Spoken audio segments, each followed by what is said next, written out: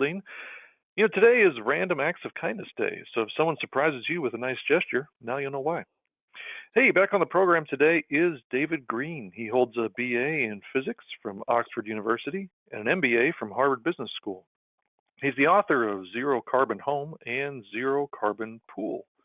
Now, if you missed David's webinar from last June, you're in luck because we're covering his practical advice on how to save money and cut your carbon footprint while realizing a 15% ROI on products like heat pumps, insulation, triple-glazed windows, and solar panels. We're going to go through a comprehensive financial analysis that reveals the investments that make sense from both an economic and sustainability standpoint, and others that just don't pencil out. David is a self-described energy geek and finance nerd, so all you geeks and nerds, rejoice! Today is your day. A lot of the content from today's webinar is taken right out of David's book, Zero Carbon Home. Now, if you registered for this webinar, and since you're hearing my voice, that means you did, then you are going to get your very own free ebook edition of Zero Carbon Home. Now, the sponsor for today's webinar is PowerShift by NV Energy. PowerShift is a program that helps residential and business customers conserve energy and save money on their power bills. PowerShift is a one-stop resource to find energy-efficient products and services. For more information, please visit nvenergy.com/PowerShift. I also wanted to remind you that Sam Rashkin and Green Builder Media are launching the Housing 2.0 program, a wide-ranging engagement and education program dedicated to optimizing the housing sector. Based largely on Sam's forthcoming book, Housing 2.0, A Builder Guide to Surviving Disruption, the program will empower building professionals, with a special focus on production builders, to design and construct higher performance, healthier, more sustainable homes at a fraction of the cost. To learn more, please visit www.greenbuildermedia.com/housing-2.0. And finally, I'm going to ask you to save the dates for the 2021 Sustainability Symposium. Yes, it's coming back in virtual form. And it's going to be held in conjunction with Earth Day. So make sure to circle April 21 and 22 on your calendars and look for more details from Green Builder Media soon. Now, during the course of today's presentation, you can submit questions for David. Simply use the questions box in the GoToWebinar control panel. We'll go through those questions at various intervals throughout the presentation, and we'll also leave time at the end of the presentation for additional questions. David, are you ready to get started? Yep, fine, go ahead. All right, sir, take it away. All right, well, hello everyone and good afternoon, welcome to this webinar. I think you're going to find this a very productive conversation this afternoon, and I want to make this interactive. As Mike just said, there'll be 4 breaks in the presentation. I'll take some questions from the chat function, and at the end of the presentation, we'll open up the live questions, and I'm going to stay on as long as it takes till the last person gets their question answered. So that's the afternoon. So thank you to Green Builder Media and Team Zero for hosting this webinar this afternoon and doing an incredible job spreading the word on this essential topic. Especially thanks to Mary Kessner and Sarah Gutterman and Mike Collinon, who's the MC today, who orchestrated the whole thing. Mike's going to be feeding me questions from that Q&A function during the webinar. In those 4 breaks, we'll do the live Q&A at the end. Now, I'll be speaking this afternoon mostly about our own experience, cutting our home's carbon footprint to 0, and making a 15% return on investment by doing so. That's right, you heard me correctly. You now get paid to cut your carbon footprint. 10 years ago, it cost you a lot of money. Now you save money. This is disruptive. It's an inflection point. We're entering a new era, and this is the point of no return. So welcome to the future, everyone. It's a zero carbon future. Now, I'll also be talking a little bit about building new homes. I know some of you on this call are focused on developing and building new homes rather than renovations to existing homes. I'll also be talking about how new homes can be built to have a zero carbon footprint and the lowest lifetime cost of ownership, which I think is a real breakthrough in new construction. You can now promise someone, an owner, that they are going to have much lower utility bills, even 0 utility bills, and that leads to a significant increase in the price of the house. As I mentioned, just send the chat function questions during the presentation, and I'll stay on for live questions at the end. So this is what happened on our house. The carbon footprint of our house was about 30 to 35 tons, an enormous amount of carbon dioxide every year in the early years. Then at the end of 2016, I added solar panels to my roof and air source heat pumps to replace my aging air conditioning units. And that cut our carbon footprint about 2/3, or about 20 tons of carbon dioxide in 1 year. Then at the end of that year, at the end of 2017, I installed insulation on the ceiling of my basement, and we installed triple glazed windows. I didn't do that myself. We hired a contractor to install the windows. Our old double glazed metal framed windows were ancient. They were original to the house from 1974, and they were falling apart. There was literally gaps, a 1-inch gap between the window and the frame, which I'd covered with duct tape to try to keep the wind out. And so they were replaced with triple glazed windows, and that cut our carbon footprint, the insulation and the triple glazed windows combined, by about another 50%, or about another 5 tons, making it about 5 tons. So in the summer of 2018, I was starting to think, well, this is actually pretty cool. We've got a long way down, and maybe we could actually get this to zero. And so we added some extra solar panels over the roof of our garage, which is not as sunny as the roof of our house, but nevertheless, it got us to zero, and in fact below zero for the calendar year of 2019. And so now we've got 35 tons of carbon dioxide gone. That's 35 tons. That's equivalent to taking 10 gasoline-powered cars off the road. One house, 10 cars. This is huge. Now, cutting carbon dioxide emissions also cuts emissions of sulfur dioxide, nitric oxides, and particulates, all of which are nasty stuff. All of which cause all this sort of kind of pollution in general, and it all causes asthma. Now, this is important. A recent Harvard University study estimates that more than 8 million people died as a result of fossil fuel pollution in 2018. Now, this is from strokes to cancer to asthma. All kinds of diseases are exacerbated by fossil fuel pollution. That is nearly double the number that was previously thought, and accounts for nearly 1 in 5 deaths worldwide. Stunning what fossil fuels are doing to us. They are literally killing us. Now, what was even more of a surprise to me than cutting my carbon footprint, which at the time was, I read all the books on this and all the blog posts and everything. This was not conventional wisdom. The conventional wisdom, you could go zero on a new house, but not on an existing house, and I was able to do it. But what was more of a surprise than even going zero was how much money I'm saving. And I'm saving $11,000 a year on heating and electricity bills, and that is earning me a 15% return on my investments in heat pumps, insulation, triple glazed windows, and solar panels. Now, it's 15% after tax, and it's indexed for inflation. Well, I don't know about you, but it's far better than my 401k. So this is the cut in our total bills. It was about $11,000 or $11,500 in the early years. It cuts following the carbon footprint to below zero in 2019, because the excess solar electricity we generated credits for me that more than offset the very small amount of fossil fuel heating oil we still burn every year on those bitterly cold days in winter, such as today, when it's below about 20 degrees out. So 35 tons of carbon dioxide is now gone. That's 35 tons each year, 35 tons every year, 35 tons forever. And $11,000 each year, every year, and forever. And that's what gives me a 15% return, again, each year, every year, and forever, on my investments in these things. Now, you may be wondering, well, David's got this big house in Dover. Dover, for those of you who aren't from around here, Dover is one of the wealthiest towns in Massachusetts. Is this going to work on my house? And the answer is yes. There's one homeowner who I've been helping to cut his carbon footprint. He's applied my approach, and he's earning a 46% per year return on investment by cutting his carbon footprint 38%. Now, this man lives alone. He lives in a small house. It's about 1,000 square feet on a small income. This approach works for all houses at all income levels. So this is a very, very big step forward. This delivers the triple bottom line. It delivers for the people, because you can cut asthma. It delivers for the planet, because you can cut global warming. And it delivers profit for you as a developer or as a homeowner by delivering zero carbon and zero bills. And this webinar is going to show you how to do it. So just a little bit about me. Some of this was said by Mike already, but I have a degree in physics from Oxford University. I'm a Brit, if you can't tell by my accent. I came here to go to business school, met this girl, fell in love, and I've been here ever since.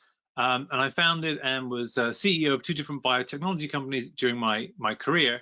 And I say this only because it shows I have the scientific understanding to understand things like the low temperature performance of heat pumps and the low E coatings on triple glazed windows. I actually understand this stuff. And I've got the financial and investment expertise to be able to say, well, which ones make financial sense? Which ones make me money, save me money, and earn a good return on investment? And I had a very, excuse me, I had a very nasty road accident in the summer of 2014, and I had to leave work. And while I was at home, bored stiff, I started to investigate how to cut my carbon footprint. And I found there was no guidebook. I thought I'd just go to Amazon, I'd download a guidebook, or I'd go to my local bookstore, talk to the librarian, and they'd say, yeah, it's over there on the shelf. Well, it wasn't. I couldn't find a guidebook. And a lot of the advice I could find from blogs and from other websites made energy sense. I could easily see how they would cut my energy usage or cut my carbon footprint, but I found a lot of them made no financial sense. And that MBA in me said, I've got to analyze this, I've got to figure this out, and I'm not going to waste my family's money on this. I've got to do this properly. So I did, and I wrote one book about each one. My house, I have a 0 carbon footprint. I have a swimming pool. My swimming pool also has a 0 carbon footprint. Swimming pool is a big energy hog. I'm sure most of you know that. So I was able to cut both to 0. And I wrote one book about each, and these are the guidebooks I had been looking for. When I went to the library, this is the book I wanted to find. It's written in plain, simple English, no jargon. I barely mentioned the term BTU. I think I mentioned it once. I kind of get away with it, but these are simple English language books with lots of illustrations, lots of graphs, lots of charts, almost all of it of our own experience. I've done almost everything I say in the book myself, and I've recorded all of the results on our heating bill and our electricity bill each time I added one of the Fab 4. Fab 4 is what I call heat pumps, insulation, triple glazed windows, and solar panels. Now, I don't work for any supplier of equipment. I'm not conflicted. I'm retired. I'm doing this because I want to do my part to help save the planet from global warming. I have no financial conflicts of interest. I do sell the book, but you're going to get it for free. And I do consult the homeowners who want to go to 0, but I only get paid on results, so even that's not really a conflict of interest. And my advice is based on my experience, but neither me nor the company is giving any investment or tax or legal or financial advice, and we're not providing any kind of guarantee of results. Now, I'm not going to tell you this afternoon that you need to eat vegetarian, or turn down your thermostat, wear a cardigan like Jimmy Carter did, bike to work, have fewer children, or vote for Al Gore. In fact, I don't care who you vote for. I don't care whether you believe climate change is a Chinese hoax or an existential threat to humanity. I'm just going to talk about how to save money. How to save money by cutting your carbon footprint. And I think we can all agree on saving money. It is a complete coincidence, or perhaps destiny. Our family name really is Green. I got it from my father. I'm not making it up, just like I'm not making up anything else in this presentation. So how did I gather data for this? It was basically from our own house. Our house is a 2-story, 5,400 square foot house. It was bigger than average, built in 1974. 4-inch cavity walls filled with fiberglass. Really no energy efficiency features whatsoever. In fact, it was pretty energy inefficient when we started. And we live in Dover, Massachusetts, which has 5,800 heating degree days, which is pretty common for New England and all the way across the Midwest, in fact, all the way across to Northern California. And each day for 2 years, I really did this. I'm that kind of super geek. I actually enjoy figuring out this stuff. I measured the heating oil usage every day and the electricity used by our home and recorded it in a spreadsheet. And then I used that to build an energy model of our home. It started with simple curiosity, what was driving the use of my energy consumption in the house. And the model I built has an 80% R squared. R squared is a statistical measure that measures how accurate the model is. And 80% is very good for a model like this. And it projected my full year bills to within about 10%. Now that was Gen 1 of the model, which is now 4 years ago. The current version I'm using is accurate about 5%. I've improved it over the years. Now, I then used that energy model to calculate standard financial projections. This is the MBA in me speaking now, based off the cash flow from different things. Like you put in insulation, it costs you money today, but you save money every year going forward. Same thing for heat pumps, same thing for solar panels. You make an investment up front and you save money over time. And so I did standard financial calculations. NPV is net present value, which is basically how much profit you make on the investment. IRR is internal rate of return, or the return on investment, just like a 5% return or a 10% return. And the payback period is how many years does it take for the savings to pay for the investment up front, like 5 years or 10 years, something like that. And so I was able to translate the energy savings into dollar savings for each one of the Fab 4. And I've used this very similar method using the same software for both our rental property, which is in Dover, and for consulting clients of mine who've asked me to help them. And what I found is that there were quite a lot of things in the sort of green building or net zero building community, things like geothermal, things like solar hot water panels, things like taking off your siding and thickening the walls with insulation, that made energy sense. They did cut your energy use and they did cut your carbon footprint, but they made no financial sense. And what I found is that there's only 4 things that made both energy sense and made financial sense, and that is heat pumps, insulation, triple glazed windows, and solar panels. I'm going to go through each one in turn. So you may be asking yourself, why now? Why are we having this conversation now? Why didn't we have this conversation 10 years ago? And the answer, I think, is very simple. All these technologies have got substantially better in just the last few years. Insulation is much better now than it used to be. Heat pumps are much better. The cold climate ones are much better than the old ones. Solar panels are much cheaper. They're not really much better. They're just much cheaper.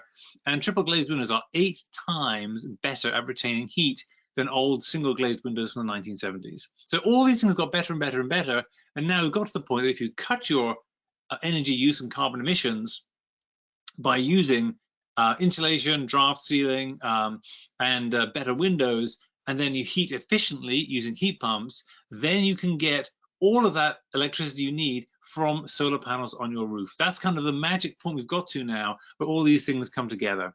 And so you can cut your carbon emissions almost certainly to zero. You can save thousands of dollars a year on heating and electricity bills, and you can make a good return on your investment. We have done it, and this works on new houses too, not just on retrofits. So let's go through this. So how do we cut our carbon footprint? We installed the Fab 4: heat pumps, insulation, triple glazed windows, and solar panels. This is easy to remember because the real Fab 4, that's of course the Beatles. I know I'm a Brit, I'm sure you can tell, had lots of hits: HITS, heat pumps, insulation, triple glazed windows, and solar panels. It's easy to remember. Now, how do we go zero and make money? Well, we installed the Fab 4 and we've got all the tax breaks and subsidies. So let's do this one by one. Let's do heat pumps first. So these are the results for our heat pumps. Heat pumps were the biggest single cause of cutting our carbon footprint, halving our carbon footprint, taking 20 tons off the top. Now, these tables are all in the book. You'll all get for free. You can also, if you want to, you can also download these slides. They're on my website. You can just click and download the PDF file of all these slides. They're saving me almost $3,000 a year. And that is the net saving. That's far less money spent on heating fuel, more money spent on electricity. This is a net amount of savings. I spent $26,000 to buy them. They pay for themselves in about 9 years, earning a return on investment of about 9% after tax. That's after tax. So if this were a taxable investment, like a stock or a bond market investment, that would be pre-tax. So you'd have to earn something like 12%, 15%, even 18% as a pre-tax return to be equal to a 9% after-tax return. And of course, there's no investment management fees here, there's no volatility, and it's indexed for inflation. Now, in addition to all of that, which is the money savings, there are now very large and very robust academic studies published in journals like Nature Energy, probably the world's top energy journal, that show that adding heat pumps increases your house price between 4 and 7%. Now, this is usually more than the cost of adding the heat pump. So it's a very good idea financially now to buy a house, add the heat pumps, and sell it again. You get more money on the sale than you would investing in the heat pump. So these are air source heat pumps I'm talking about here, not geothermal. We had a quote for geothermal on our house. It was $98,000. That is 4 times the cost of the air source heat pumps. Geothermal is one of those things that makes energy sense, but did not make financial sense. Here are our heat pumps. I'm sure you're all very familiar with these. If you're thinking they just look like air conditioning units, you're right, they do. They look just like air conditioning units. And in fact, they are air conditioning units in that they cool our house in the summertime, just like AC units do. But in the wintertime, the circuit is reversed. And instead of pumping heat out of the house, they pump heat into the house. That warms up the house in the wintertime. And when they heat, they heat with 2.5 times the efficiency of a furnace or a boiler. That's a huge gain in efficiency, but they cool with the same efficiency as an air conditioning unit. So let me just explain how this works. Many people find heat pumps a little bit confusing, it's a bit counterintuitive, but everyone is actually very familiar with heat pumps because your refrigerator is a heat pump. And what your refrigerator does, it cools down the milk inside your fridge and it dumps the heat, it pumps the heat, it moves the heat into the kitchen. So if you put your hand down the back of your refrigerator, it's warm. That's the heat that was inside your milk. The heat has been moved out, or removed if you like, and taken out of the milk and dumped out the back of the refrigerator. That's where that long a spiral of metal pipes is on the back. That's the heat exchanger pushing the heat out the back. And I can remember when I was a kid, my mum used to start trays of seedlings in the springtime by putting them on top of the refrigerator because it was warmer up there and the seedlings would germinate faster. That heat is the heat that was removed from your milk. So that's a refrigerator and a heat pump. Now imagine that on a larger scale, the scale of your house. Then this is an air conditioning unit. It removes the heat from inside your house, just like the refrigerator removes the heat from the milk, and it dumps it outside. Now, it's not dumping it into the kitchen now, it's dumping it outside the house. And so if you put your hand over an air conditioning unit in the summertime, it's really hot. It might be 80 degrees out on a summer day, it's 110 over the air conditioning unit because that is the heat that was taken from the inside of your house and moved outside, just like with your refrigerator, only bigger. Now, imagine reversing that circuit in the wintertime, and heat will be moved from outside the house to the inside of the house. Now, this is a bit counterintuitive because it's cold out. And most people say, well, if it's cold out, how can there be any heat in the air when it's so cold? Well, a physicist will tell you there's plenty of heat in the air, and you can take it as long as you cool down that air outside. So if you take the heat from the outside, you can move it inside, but the outside air gets colder, the inside air gets warmer. Let me show you this. This is me with an infrared thermometer, and on the left-hand side here, I'm measuring the air going into the heat pump. It's really just the air, outside air temperature at that point, and it's 4.7 degrees Fahrenheit. You can see it's a very cold day. There's snow on the ground. I'm wearing skiing gloves. And on the right-hand side, you can see me measuring the temperature over the top of the heat pump, the outlet side, the exhaust side of the heat pump, and it's minus 19.6 degrees Fahrenheit, unbelievably cold. And in fact, if you put your hand over here without gloves on, you'd get frostbite. The air is that much colder now because the heat has been removed from the air and it's been moved into my house, making the house warmer. So the heat pump is cooling down the outside air, even though it's very cold. It's cooling down the outside air still further, and that heat is going inside my house, warming up my house in the wintertime. This is how heat pumps work to keep your house warm in winter. Now, what I just showed you is called a ducted system. Our house had air conditioning, had a forced hot air heating system, and if you don't have duct work, then you can still use heat pumps, but you need to use either a ductless system, which is like this, or you can get heat pumps that connect to baseboard radiators. So you can get a hot water-driven system can equally use heat pumps, just like a hot air system can. If you don't have that ductwork though, and you don't have radiators, at our rental property, for instance, which is the picture I'm showing you here, we had no air conditioning at all. And when we bought it, we put the air conditioning in by adding heat pumps, and those, of course, provide the heat in the winter as well. Now, we left the fossil fuel furnace in place. It's a heating oil furnace, and that is still used on probably 20 or 30 days each winter. On those days when it's so cold outside, the heat pumps can't keep up on their own. This ductless mini split system is the Mitsubishi system. The units we used at our home are the Bosch ones for the ducted system. Now you'll see here, these are the ceiling mounted units. You pay a bit extra for the ceiling mounted units rather than the wall mounted or the floor mounted units. I think they look a lot better, and I was prepared to pay, I don't know, maybe $1,000 more per head to get these indoor units, which I think look much nicer, much less obtrusive than the wall mounted units. So let me just summarize what happened with heat pumps. So for the details, you can get all of this in the book, which you'll be getting for free at the end of it, and you can download these slides from my website if you want to. I do not recommend geothermal. They will cut your carbon footprint, but they're too expensive compared to air source heat pumps for most people. And I recommend leaving your furnace in place. We still use ours on about 20 to 30 days a year, days like today when it's probably only 20 degrees out. Usually it has to be below 20 degrees for the heat pumps to be unable to keep my house at 70 degrees inside. We still burn about 300 gallons of heating oil each year. Actually, it's more like 200, which is down from 3,000 gallons before we added the Fab 4. And the carbon footprint of that 200 gallons is more than offset by the excess solar power we supply to the grid, which when we do that, it displaces a fossil fuel burning power station, and that's what has a negative carbon footprint. So let me pause here, Mike, and if you guys got a couple of questions related to heat pumps from the chat function, if any of you got questions, just type them into the chat function. I'll take a couple of questions now, and then to keep us on time, I'm going to move on, and but we'll take any questions people have at the end. Okay, David, we do have a handful of questions that have come in.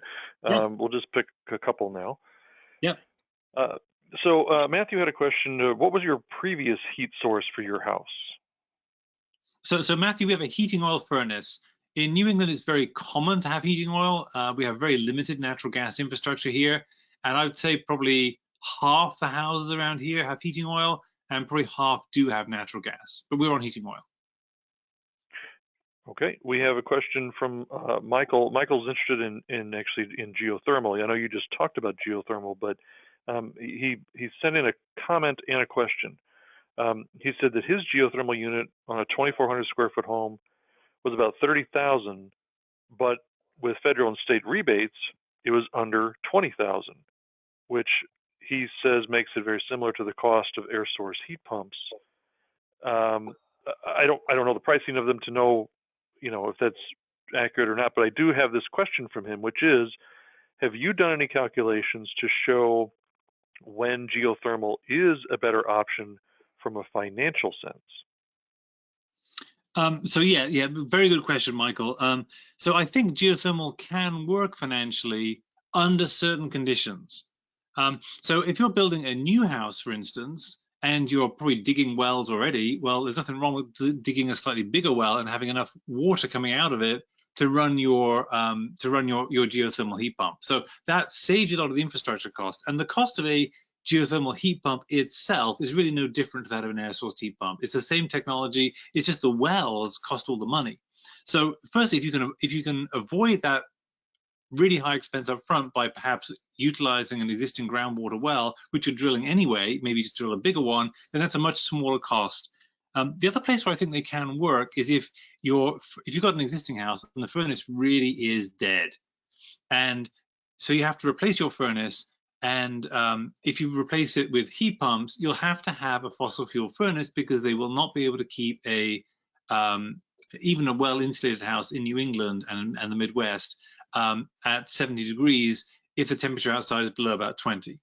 Now, if you put in a geothermal system, then you don't need to put in the furnace, because the groundwater year-round is about 50 degrees. So a geothermal heat pump in wintertime can keep your house at 70 degrees, even when the temperature is 20 degrees or below outside, because it's not taking the heat from the air, it's taking the heat from the ground. So under those circumstances, it may make sense. And you're absolutely right, Mike. The geothermal still qualifies for the 26% federal income tax credit. The air source heat pumps do not. So that can bring down the cost significantly. So I think under those circumstances, and particularly if you can maybe just get a good deal with a well drilling contractor, or you can double up on an existing well, then you can get to that territory where geothermal makes economic sense. But for most people, most of the time, air source heat pumps replacements for air conditioning units are going to make far more financial sense than drilling new wells for geothermal. All right, we're going to take one more question, David, then we're going to move to the next section of your presentation. Because a couple different people had this same sort of question. So I'm going to pick MJ's question.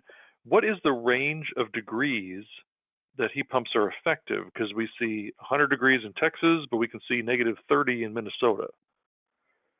Yeah, okay, so a good question, MJ. So let me just deal with each end of that. On the high end, there's really no limit. It's just an air conditioning unit. And if an air conditioning unit can work in Texas in 100 degrees heat, so will the heat pump. So that end of it is no different. On the other end, heat pumps become less efficient the colder it gets outside. Now that's the laws of physics. It's nothing to do with the engineering. It's the laws of physics that require heat pumps to become less efficient as the outside air gets cooler. This is why geothermal can be more efficient in the wintertime than air sourced. And by the time you get down to about somewhere around 0 degrees Fahrenheit, between 0 and 10 degrees Fahrenheit, the efficiency of a heat pump drops to almost 1.0, which means it's the same efficiency as a electric resistance fan heater or electric baseboard radiator, which is very inefficient compared to heat pumps. And it becomes very expensive because you're now using electricity at just 1-to-1. You're not getting any benefit from using that electricity to run the heat pump. It's really just the same as running an electric resistance heater like a fan heater. So I think the effective range, let's call it the economically effective range, definitely stops at about 0 degrees Fahrenheit. And you can even argue it stops somewhere in the 20-degree range, because at that point the efficiency of the heat pump is not high enough to really get it to be cheaper than burning fossil fuel. So I think the practical crossover temperature is around 20 degrees, maybe even 30 degrees Fahrenheit.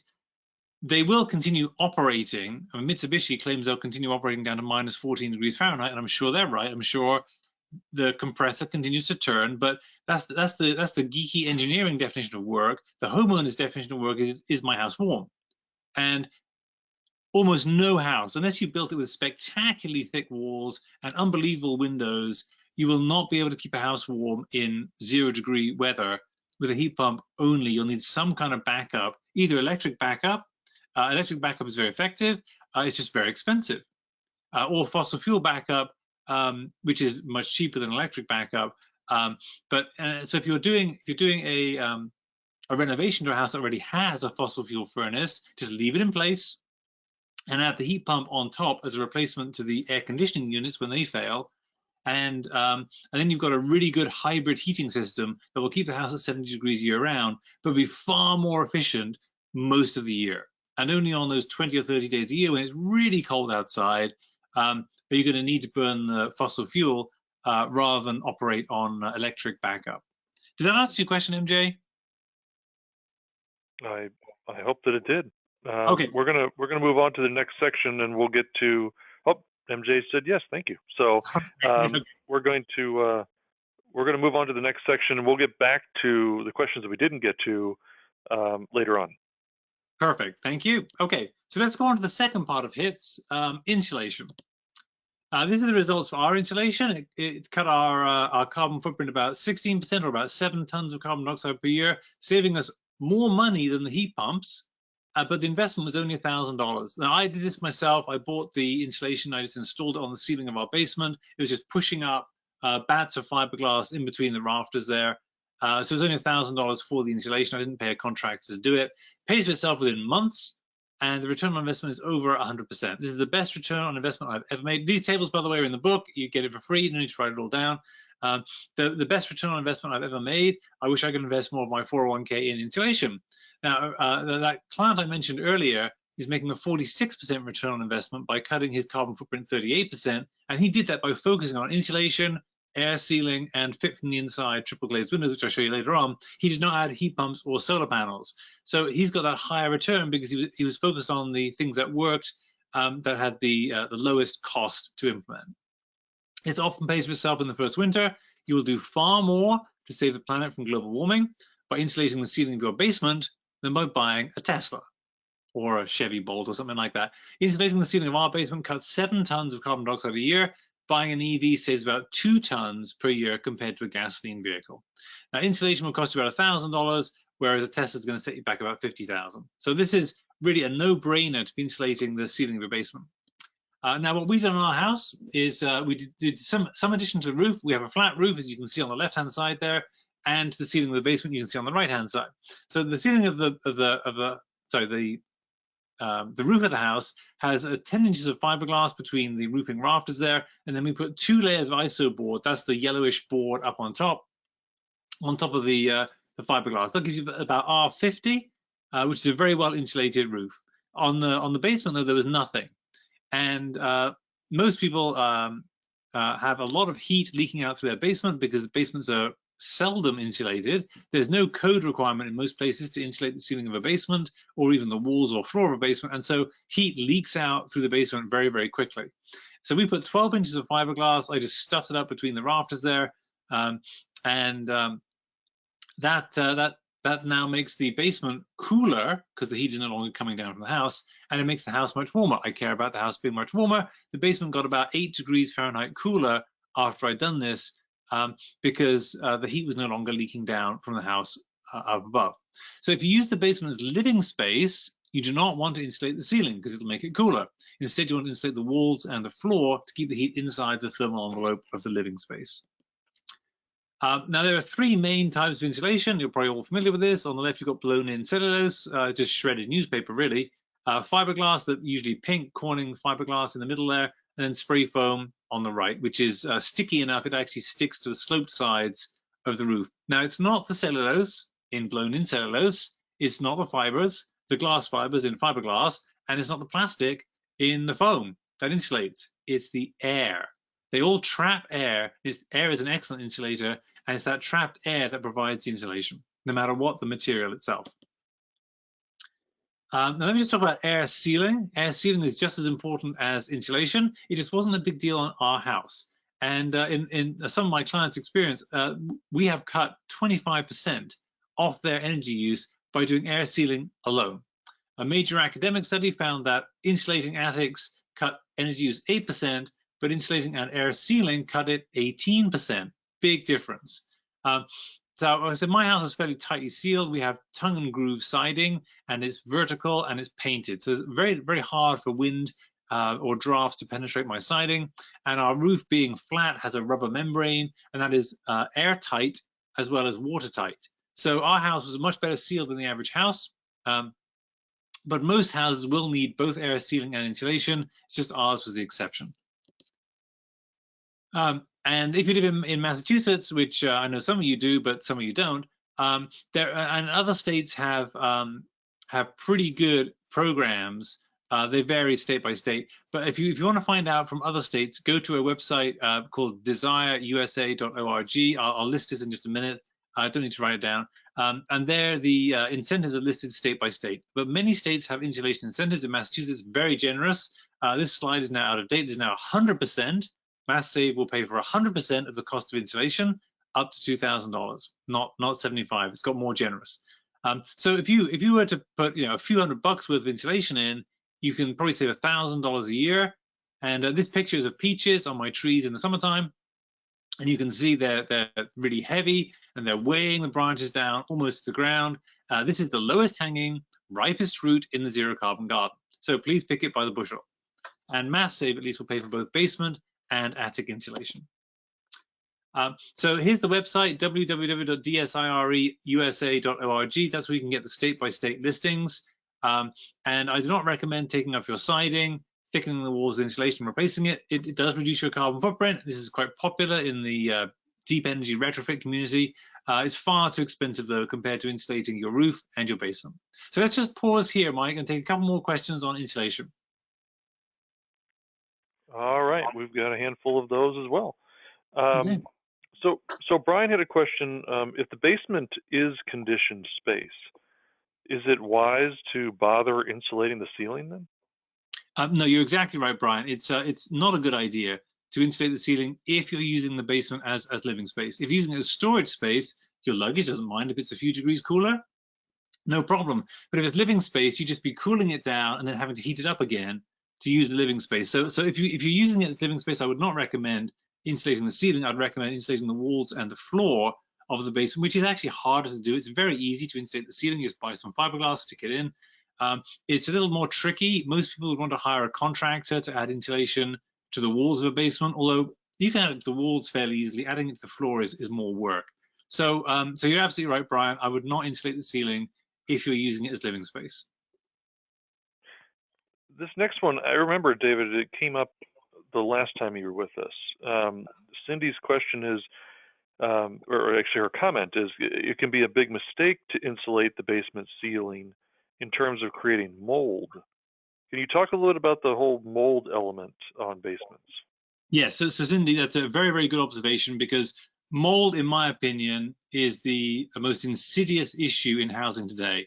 And it's becoming more and more common because as people tighten up their building envelopes, you get less drafts and less opportunity for the moisture, the humidity to evaporate. So it becomes critical as you get towards a zero carbon footprint, as you reduce your energy usage, to manage the moisture in your house. Now, if you use heat pumps, my heat pumps come with an app for my cell phone, and it is just as easy for me to set the humidity as it is to set the temperature. I can set it to 30%, 35%, 40%, 50% humidity, and I set it to about 40%, which is very comfortable year round. Now, that means my air is fairly dry, which means that the towels on the racks dry out nicely. It means that the basement itself dries out nicely, so you don't get issues with condensation and mold. Now, in addition to my heat pumps that I use for heating the air in the house, I also have a heat pump hot water tank, which is down in the basement, and heat pump hot water tanks move the heat from the basement into the hot water, making the water hotter and the basement cooler. Now, when they do that, they dehumidify the air in the basement. So just having the heat pump hot water tank, which are not only very efficient compared to fossil fuel hot water tanks, but they also dehumidify the air. That is a major benefit of heat pump hot water tanks. It is not often spoken about by the people who sell heat pump hot water tanks, which amazes me because it's a major benefit. But all basements get damp, all of them. It doesn't matter whether it's from condensation dripping off the pipes in the summertime, or rising damp coming up from a high water table, or leaking pipes, or there's always water in a basement. And so dealing with that source of humidity is the answer to the question, and like stopping mold from growing on my fiberglass. I've never seen or smelt any kind of mold or mustiness in our basement since putting that fiberglass up there.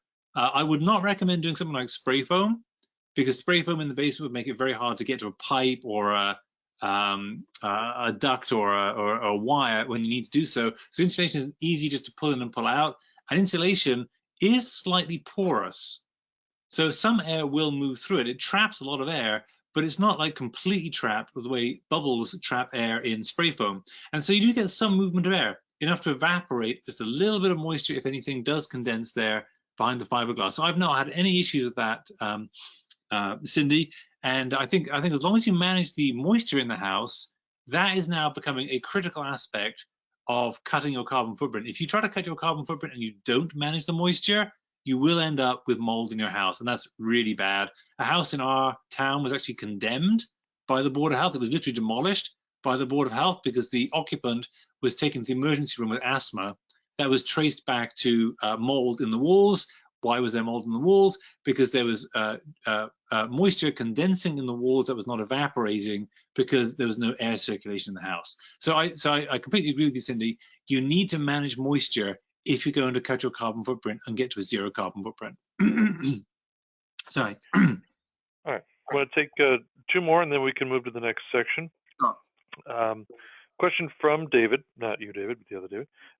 Was a pressure test conducted on the building and ducts to determine their leakage rates? So no and no. So we did not do a blower door test on the building. I'm very interested in doing so, but I'm waiting until COVID is over. I don't want contractors in my house at this point. But once we're all vaccinated, everything, I will get a blower door test done to find out what my air leakage rate is. On the ductwork, we didn't do a pressure test, but I did go around with a roll of aluminium. It's not called duct tape; it's just aluminium tape to seal up all the holes in the ductwork. So that is a very good thing to do. It's very cheap, very inexpensive, very quick, and it saves a lot of air, from warm air, from leaking out of your ducts into your basement, which of course warms up your basement. But now there's no warm air left for your corner bedrooms upstairs. Those are the places that suffer. So I just went around with a roll of aluminium tape and taped over all the joints and any holes that there were in the ductwork. And I definitely recommend doing that before you do a lot of other work on the house, because that's a very cheap, simple, and very effective way of improving the energy efficiency of your house. Okay. And the last question we'll take before we move on is, how did you air seal your attic? So we don't have an attic, we have a flat roof. And so I actually had air sealing already because we have a rubber membrane on the roof which keeps the water out. But of course, if it can keep the water out, it can keep the air out as well. So we have a very well sealed roof on our house, but that's unusual. Most houses are not like ours. Most houses have a pitched roof, and then you get a lot of leakage through there. And if you don't seal those holes, you will get the stack effect, which is where warm air rises in the house and it sucks cold air in from the basement. And in most houses, the stack effect alone will change out the air, the entire volume of air in a house, every 3 or 4 hours. So every 3 or 4 hours, your heating system is going to have to heat up an entire house's worth of air all over again. So you really do need to seal those gaps and cracks in the attic and in the basement. That's where all the air is leaking out in the attic and is leaking in through the basement. That's pretty easy to do. A couple of cans of spray foam will seal along the sill plate where the top of the concrete meets the wooden framing of the house. You can often just detect these drafts in the basement just by feeling around. If you just light up a joss stick, you can see the smoke from it and trace the drafts from there, and just seal them with cans of spray foam or stuff insulation into the holes. In the attic, you probably need a more comprehensive plan. Either use membranes, which are airtight membranes, which you have to seal, tape the seams to seal them, or use something like spray foam, which is both an air barrier and a insulation barrier. But you will need to seal both the basement air leaks and the attic air leaks. Excuse me, to cut down on those drafts that are stealing your heat today. Okay, go ahead and go on to the next section, David, and I'll keep the rest of the questions that I have for the end. Okay, great. So let's go on to the third component, the T in HITS, the triple glazed windows. So the results for us, they cut about 5% or about 2 tons. Again, these tables are in the book, which you'll all get for free. Savings about $1,000 a year, and the net investment was about $5,000. Now, if you're saying that's awfully cheap windows, that's because our double glazed windows were broken. We had to replace them anyway. So for us, the decision was, do we replace them with double glazed windows, or do we replace them with triple glazed windows? Now, the cost of triple glazed windows with 3 panes of glass rather than 2 panes of glass is very small compared to double glazed windows. It's only about $5,000, about 5% of the cost of the whole window replacement program. So it's a very small incremental cost, and that paid for itself with the incremental savings at $974 is the savings on the triple glazed windows above and beyond what we would have got from double glazed equivalents. That pays for itself in about 5 years and 19% return on investment. So if your windows are rotting or broken and need replacing, replace them with triple glazed, not double glazed. That's sort of the conclusion I came to here. However, if they're in good shape, and it makes no sense whatsoever to take out perfectly good windows and replace them in triple glazed, you'll never get your money back on the heating bill savings, at least not in your lifetime. So the thing to do then is add window inserts, which you fit from the inside, which I'll show you in just a minute. Now, these are the new triple glazed windows in our house. You see our house has mostly these sliding glass patio doors, and these are our homes we're talking about. We care how they look. We care how they live. It's not just about the energy bills and the carbon footprint. This is our living room. Hope you agree with me. It looks very nice. Certainly compared to this, which is our old windows, which you can see were misted up. These are the old double glazed windows that we replaced from the 1970s. The panes are not the panes, the seals are broken, and so the panes have misted up. And you can see on the right my duct tape that is taping over the 1-inch gap between the window and the frame because the house had subsided a little bit and moved. So if we just go back to the new windows, you can see we can see the garden now. It's very nice. And this living room used to get too cold to have Christmas in the living room. But now with the triple glazed windows, it's now warm and insulating the ceiling of the basement, so the ductwork gets the heat to these rooms rather than heating up the basement. That combination made the living room now very pleasant to be in the middle of winter, like Christmas time, whereas before it wasn't. So doing these kind of things can make your house much more comfortable to live in, as well as making it look better than it did. I'm sure you all agree this looks much better than the old ones did, as well as cutting your bills and your carbon footprint. So let me just talk about triple glazed windows for a minute. So a single glazed window is just a single pane of glass. Double glazed, 2 panes of glass with a 1/2-inch air gap between those 2 panes. Triple glazed, 3 panes of glass, 2 1/2-inch air gaps. And then triple glazed low E, which adds a coating that reflects infrared or ultraviolet light. I'll get onto in a minute. On the outside, you can see the R values here, the insulation value, less than R1 for single glazed, about R2 for double glazed, triple glazed over R3, and then triple glazed with low E coatings between R4 and R6. And again, just like the insulation I talked about earlier, it's the air that's doing the insulation, not the glass. And a double glazed window plus a storm window is not a triple glazed window. The storm window does not seal air against the pane of glass, and so the air moves around in the wind, and so all that insulation benefit is lost.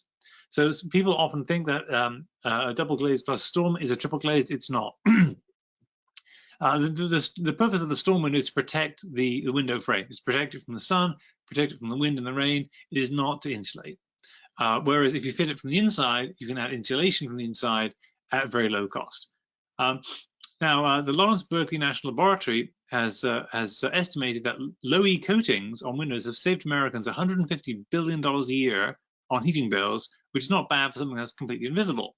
And modern triple glazed windows lose only about 15%, about 1/8 of the heat and the dollars lost by a single glazed window like the type we used to get back in the 1970s. So this is me illustrating how triple glazed windows work. On the left, I'm wearing a t-shirt. It does block the wind, but it doesn't really provide any insulation. I put on one sweater. I've now got one layer of air trapped against my skin. That's keeping me warm. Then with two sweaters, I've got two layers of air. That's like a triple glazed window. And then if I wrap one of those shiny foil space blankets around me, I'm now like a triple glazed low E window, because I've got that shiny foil blanket is reflecting the infrared light or heat back to my body, keeping me warm. This is how triple glazed windows work. On the outside there, you've got, to the left, you've got the low E 180 coating, and that is reflecting the ultraviolet light. The ultraviolet light is the light that gives you a suntan, and it's what fades your carpets and fades your photographs inside the house. You don't want that light, you want that light out of your house. That's reflected by that low E 180 coating on the outside.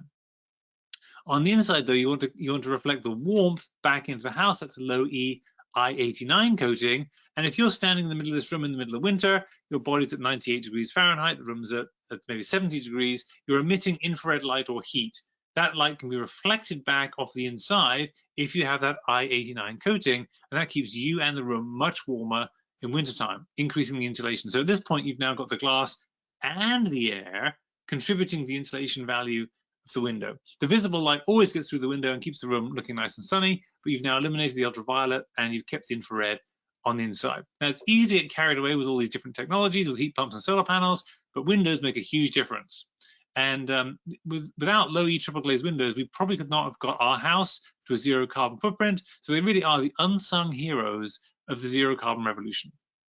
But they're expensive. What if your windows are in good shape and aren't actually falling apart like ours were? Well, these are window inserts. On the left there, you can see just a regular photograph of the insert. You can see it's that thin, it looks like a reveal inside the window frame.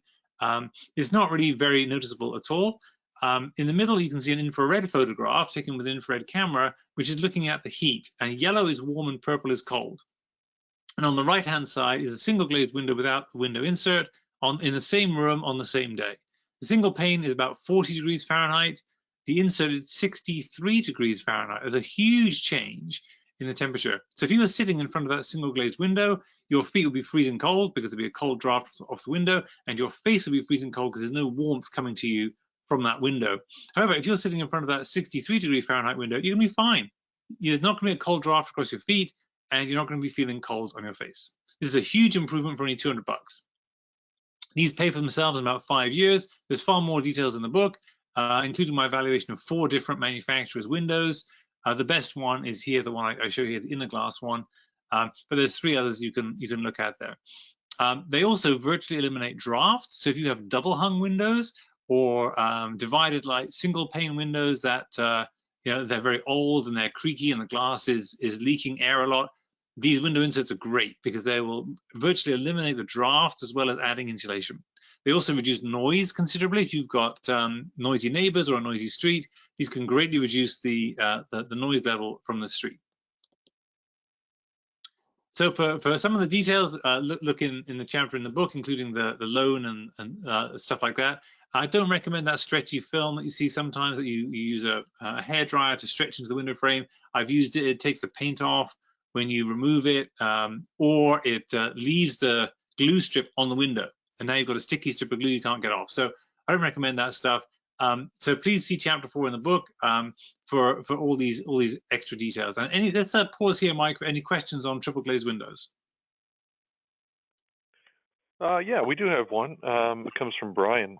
He wanted to know what brand of triple pane windows are the most cost effective, or are you better off installing a really good double pane?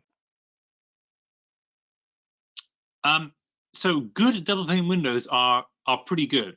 They're not as good as low E triple glazed windows, but if you've got some constraint, and I have dealt with people where they just can't find triple glazed windows in their neighborhood. So if you really can't get a triple glazed window, or you have say a double hung window that you're seeking to replace, and you've only got a narrow frame, and you can't get the thicker triple glazed panel in there, then a low E double glazed window is fine. I'm not an absolutist about this. I don't think that you have to be triple glazed or bust. Do what works for you in your house under your constraints. So if you've only got room for double glazed, then doing double glazed low E is a very good option. The additional cost of the triple glazed over the double glazed does pay for itself in about 5 years. It's got a very good return on investment. I think it was 19%. So the additional cost of triple glazed is very low compared to the cost of double glazed. If you can do it, it's worth it. But if you can't do it, it's totally fine to do a good low E double glazed window. Another question came in from Michael. If you have a 3-floor building and you can only afford triple glazed windows on one floor, which one would you put them in? So that's a very good question, Mike. So I think if you're going from a strictly energy point of view, you'd probably put them on the highest floor because that's where the heat rises and most heat is lost. However, if you're going to go to all the expense of replacing windows, you're going to have much better looking windows. So why would you want to put your best looking windows on the 3rd floor? I think most people are going to want to put their money into a ground floor renovation where the public spaces are the kitchen, the dining room, the living room, etc. So it looks better and feels more comfortable, like our living room, which is too cold for Christmas. So now it's warm for Christmas. Before it was too cold. So I think most people are going to actually go for the better looking solution. This is where aesthetics is probably going to win out over just carbon footprint reduction, and put the money into the windows that matter, the windows where you're seeing out, you're looking at the garden, or you want you want good draft ceiling, and new windows are expensive. So I think for most people the practical answer would be to put them on the ground floor, because that's where you're going to get the most benefit from new windows. Now if you're going to be doing window inserts, then they are perfect for that 3rd floor. The 3rd floor is not used very much. Maybe it's storage, maybe it's somebody's bedroom, a kid's bedroom or something, where you don't worry as much about that aesthetic that you might worry about in the public spaces down below. So I think they're a no-brainer, really. The window inserts are a no-brainer for those 3rd floors in houses, maybe the 2nd floor as well, bedrooms, bathrooms, etc. But I think most people would end up saying, if I'm going to put money into this, I'll do it on my ground floor and buy new triple glazed windows there, and I'll deal with the upper floors opportunistically. Okay. A question came in from Happ, who claims double pane window seals often break after 10 to 15 years.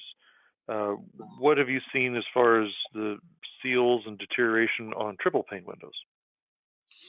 So I'm only about 5 years into my triple pane windows, so I don't have any data on that yet. My old double pane windows from the 1970s, they were gone by the time we bought the house, which is about it was at 25 years. So I think that's quite common. Now that is windows that were made in the 1970s. Windows made today are much better than windows made in the 1970s. So I'm anticipating that my panes are going to last and be sealed for much longer than my 1970s windows were. But I don't have any data on that yet, Hap. I'm going to have to wait and see. Okay, and then the final question we'll take before we move on to the last section comes from Liz. And her question is in regards to hot climates, because the issue that she has is trying to keep things cool, not so much keeping things warm. So how does that pertain to what we're just talking about here? Yeah, so from the point of view of the laws of physics, Liz, a house is just a box. It's a box with 4 sides, a top and a bottom. And energy comes into that box through your heating fuel and your electricity, and energy goes out through the windows and the attic and the basement and the walls. But put that box in a hot climate and you have exactly the same issues. Instead of keeping the heat in, you need to keep the heat out. Well, the answer is insulation in both cases. So you need to have better insulating windows and better insulating walls, attic and basement, to keep the heat out as much as to keep the heat in. And this is something that is often not well understood. People think that because they're in a hot climate, they don't need insulation. It's rubbish. You do. You need insulation just as much in a hot climate to keep the heat out as you do in a cold climate to keep the heat in. So the recipe is exactly the same as if you want to cut your carbon footprint, cut your energy use, cut your energy bills. Even in a hot climate like Texas or Louisiana, you need to have good air sealing, you need to have good insulation, you need to have good windows that will reduce the energy load on your house. Now, in your case, the energy load is going to be cooling it and dehumidifying it. In Massachusetts, it's mostly heating it and dehumidifying it. But it's the same recipe, getting that envelope of your house tighter to avoid the air exchange and getting it better insulated to avoid the heat infiltration, from the outside. So that's what I would suggest, Liz. And then once you've got that good building envelope, you're going to be air conditioning still, but your air conditioning system will have far less work to do if you've got that tight envelope and the good insulation and the good windows. All right, let's go ahead and move on to the final section, then we'll bottle up the unanswered questions so far for the final Q&A. Okay, great. Let's carry on. So on to the final section, solar panels. These were the second biggest cut to our carbon footprint, about 32% or about a third, cutting 14 tons of carbon dioxide, saving us over $5,000 a year. This is the most expensive investment, it's about $42,000. That's net of the federal and state tax credits, which I'll get onto in a minute. Pays for itself in about 7 years with a 13% return on investment after tax. Now, in addition to that, that's all based off the savings and the money spent and money returned. But in addition to that, a published article sponsored by the Department of Energy in the Appraisal Journal estimated, and this is based off 49,000 houses across the US with Census Bureau data over 5 years, they estimate our house prices increased by about $111,000 from installing the solar panels alone. This is because you're cutting the utility bills, and for two identical houses, a buyer would always pay more for the house with low utility bills than the house with the high utility bills for the same house. And that's what was found by this very, very rigorous analysis published in an academic journal. And the rule of thumb is about $20 in house price increase for every $1 cut in utility bills. And this is across all states, all kinds of heating fuels, and this has been corroborated by other studies, by other academics in different time periods as well. So it now makes financial sense to install solar panels, even if you're planning to move, if you're planning to move in just a few years' time. In fact, you could argue this is quite a good sales strategy. Add heat pumps, increases your house price 4 to 7%. Add solar panels, increases your house about 4 or 5%, something like that, because this will increase your house price prior to you selling it.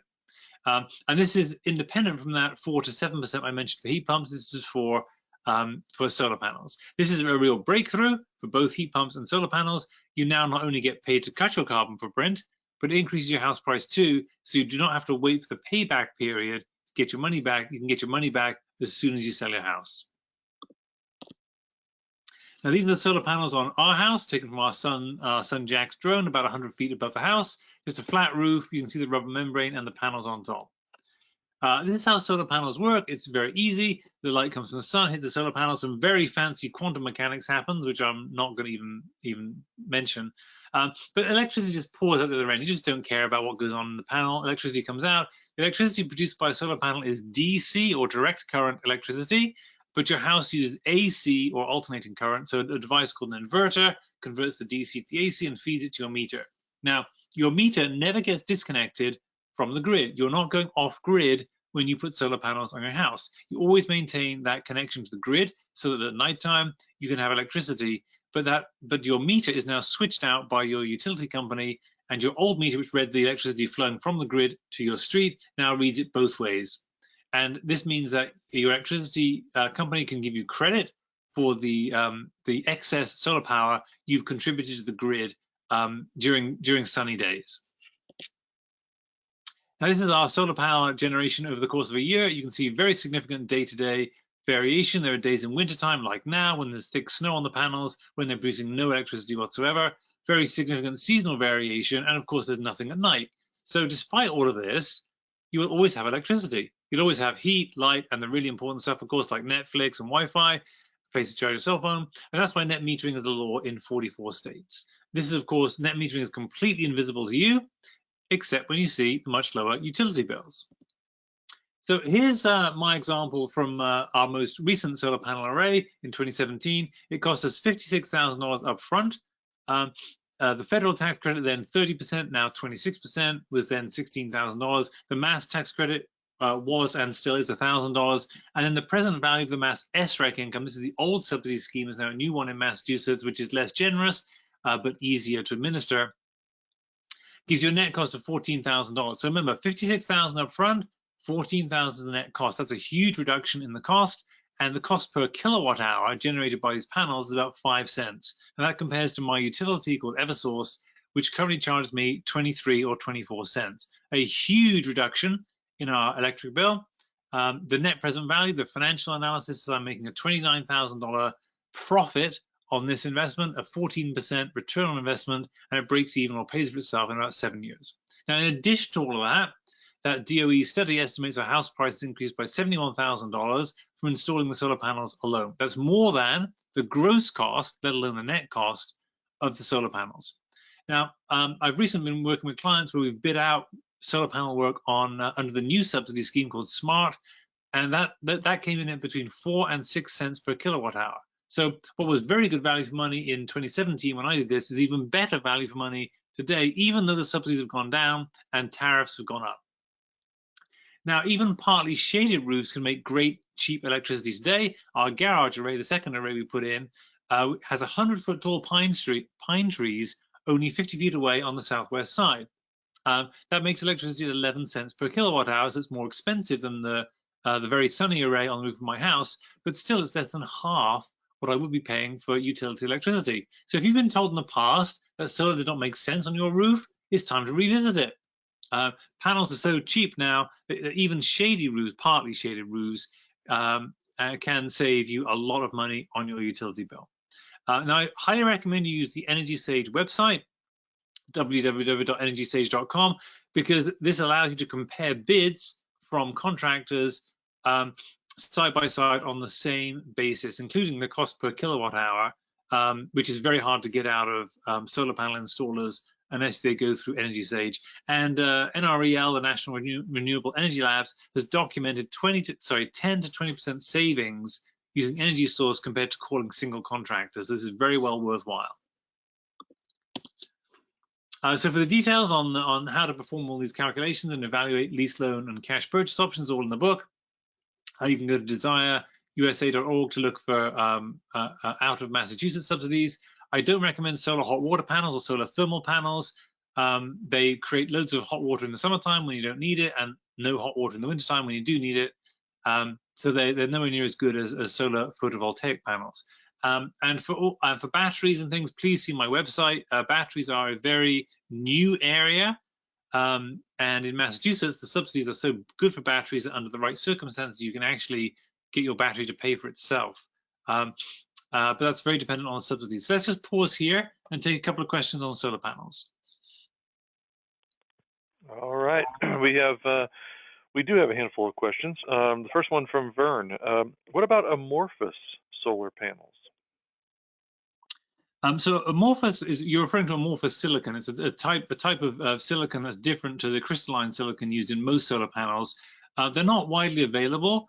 They may, when they become widely available, be more efficient than current ones, but current ones are so cheap and so effective and so reliable, it would take a lot for me to be persuaded to use a new technology like the solar roof tiles that Tesla is now promoting. It's like they are not cost effective. They cost more than regular solar panels. So you'd really have to value the aesthetic benefit of not having solar panels on a roof a lot. in order to go for those Tesla solar tiles. But I just think the current technology is extremely good and extremely cheap and very reliable and can be installed by almost any local solar contractor or one of the national contractors. I just don't see the need to take much risk on new technologies here. This stuff works. Okay. Question from Paul. Is there a rule of thumb for adequate number of heating degree days to make solar panels worthwhile? Is there a rule of thumb? I think there is, but it's probably not what you're thinking, Paul. I think the better rule of thumb would be how much are you paying per kilowatt hour of electricity. And if your cost of electricity is high, like it is in Massachusetts and is on both coasts, basically, 20 cents per kilowatt hour plus, then solar panels that can generate power from even a reasonably sunny roof at 5, 6, 7 cents per kilowatt hour are going to be very good value for money. So that's how I would think about it first. Is not so much the heating degree days, but the cost of electricity for you. And the higher the cost of electricity from a utility company, the better value solar panels are going to be for you. Then if you want to use electricity for heating, meaning using electricity to run a heat pump, you are much better off having heat pumps and solar panels. Because if you're running your heat pumps off utility electricity, you're going to be paying a lot for that electricity. Even though the heat pump is now 2.5 times as efficient as your furnace, most of that efficiency gain is being used up in the higher electricity price. The magic combination here is to do both. Do both heat pumps, either geothermal or air sourced, and solar panels, because now you've got cheap electricity. So if you're producing electricity at, say, 7 cents per kilowatt hour, which is typical for a reasonably sunny roof, then at 2.5 times efficiency, your heat pump will be heating your house at about 2 cents per kilowatt hour of heat in the house. That's half the cost of natural gas. Heretofore, the cheapest way of heating your house. Now, the cheapest way to heat your house is solar panels plus a heat pump. Question from Tom.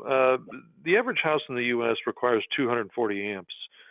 What would be the average size of the PV array to supply that amount of electrical power and the average cost?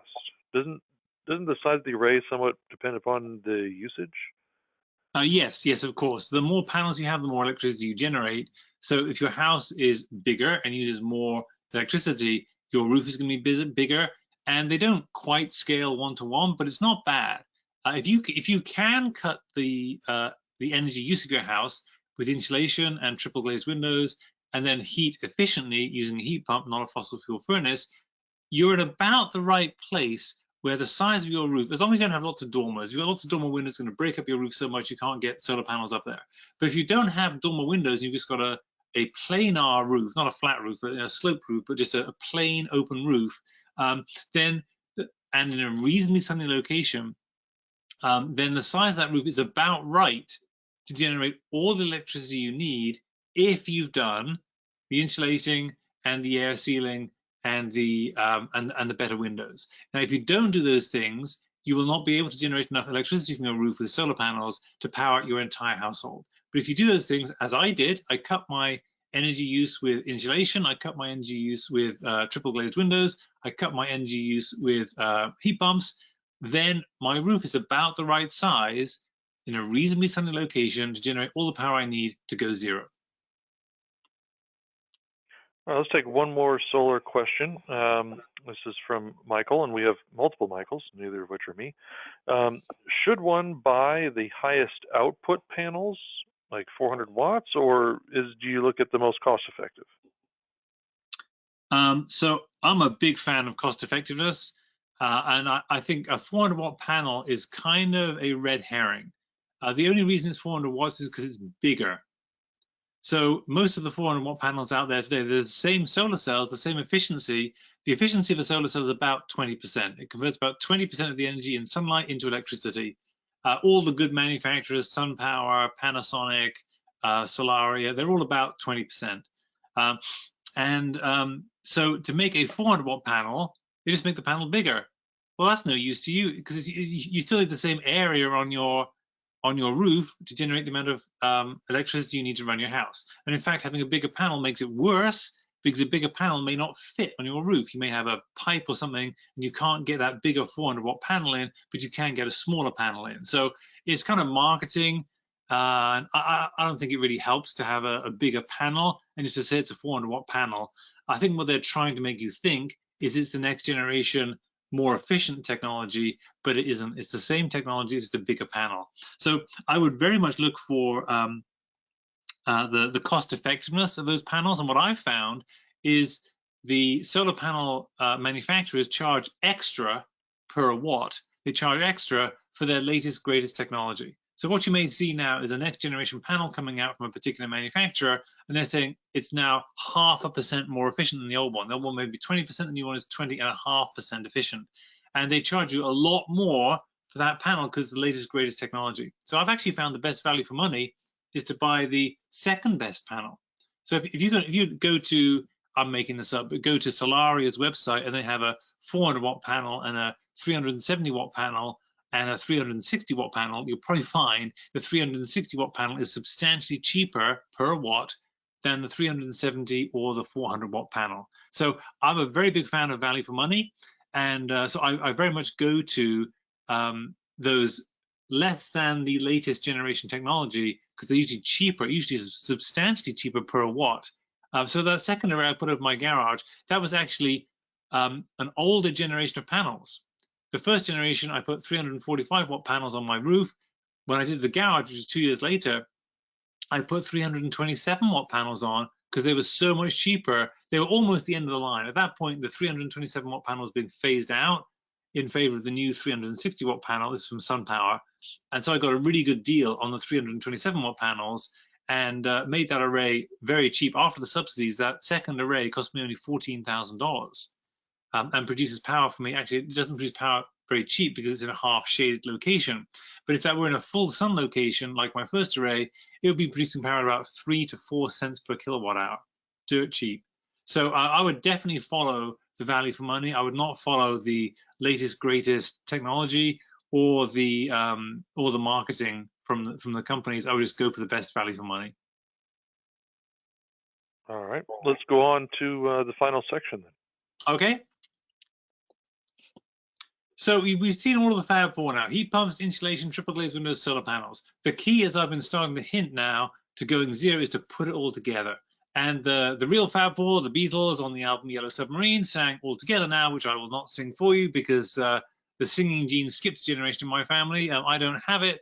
I actually know this to be literally true. I did the 23andMe genetic screening profile, and it says I literally do not have the gene for singing in tune, which of course my entire family has known forever, but it's now genetically confirmed I do not have this gene. So I'm not going to sing it for you, but they did, and putting it all together now is the key to get into zero carbon and zero bills. So let's just look at the heating costs for the same amount of heat from different heating fuels. Natural gas, the cheapest, everyone knows. Heating oil, a bit more expensive. Propane, much more expensive. And of course, electric baseboard heating using utility electricity, very expensive. Solar panels generating power at, say, 7 or 8 cents a kilowatt hour are about the same as heating oil, but still more expensive than natural gas. However, if you use that solar power at 7 cents per kilowatt hour to run a heat pump with its 2.5 times heating efficiency, you're now heating your home at about 2 cents per kilowatt hour of heat in the house. That is less than half the cost of heating with natural gas. This is the cheapest way to heat your home today, and it causes no pollution, no asthma. This is how we heat our house today, and it's how we heat our rental house as well. Now, if your kids do have asthma or anyone in your house has asthma, replacing your fossil fuel furnace with a heat pump will dramatically improve your indoor air quality. So will cooking on an induction stove versus a gas stove. Our indoor air quality is measured. We have a little sensor, and it's consistently excellent. We never smell bad smells or musty smells or oil or smoky smells in the house. So if anyone in your house has asthma, this is a very good reason to get an induction stove. A review of 41 academic studies found that children living in homes with gas stoves had a 42% higher risk of experiencing asthma symptoms. The New England Journal of Medicine, which is one of the most conservative, most respected, but most conservative medical journals, recently published an editorial recommending that, quote, new gas appliances be removed from the market. I'm a biotech guy, as I said. I've spent years reading the New England Journal of Medicine. I've never seen them come out with such a strong statement. I'll repeat it. New gas appliances should be removed from the market. This is literally killing us. The fossil fuel impact from burning it directly and then using it to cook creates particulates as well as nitric oxides and sulfur dioxide, all of which cause asthma or asthma-like symptoms. So cooking with natural gas is also a major source of fires in homes. So getting rid of that risk of fires and getting rid of that asthma and indoor pollution risk, in my opinion, is a very good reason for switching to electric heating and electric cooking, in addition to saving the money and cutting your carbon footprint. Now, let's switch from the cost per kilowatt hour of heat to the carbon footprint for the same amount of heat per kilowatt hour of heat in the house. Natural gas, heating oil, and propane, all about the same, about half a pound of carbon dioxide for every kilowatt hour of heat in the house. Utility electricity, very high. Solar panels, 0. This is the new era I was talking about at the beginning. This is the inflection point, the point of no return. Fossil fuels are now just too expensive to compete with solar and heat pumps for heating your house or any other building like an office or a factory. And getting off fossil fuels will also improve your health, particularly if someone in your house has asthma. Now, this is a bit of a side, but I'll tell you anyway. Gasoline is also too expensive to compete with solar panels and electric vehicles. About a year ago, I bought a Tesla, and it cost me 2 cents per mile when I charge it using my solar panels. My BMW that it replaced cost me 15 cents per mile using gasoline. Now, recently, my wife drove the 400 miles to New York City and back for $8 in our Tesla. Now, she emitted 0 pollution and 0 carbon dioxide. The Greyhound bus costs $26, emits carbon dioxide and pollution every mile of the way. So this is game over for the internal combustion engine. It's served us very well for the last 100 years. I'm very pleased we've had it, but is now destined to go the way of the horse and carriage. This is the beginning of the end of the fossil fuel era. Now, in case you think I'm alone in this, I am not. Bill Gross, the founder of PIMCO, which invests around $2 trillion, in a recent talk on investing in renewables said, quote, "We're at a turning point right now, and I think there is no looking back."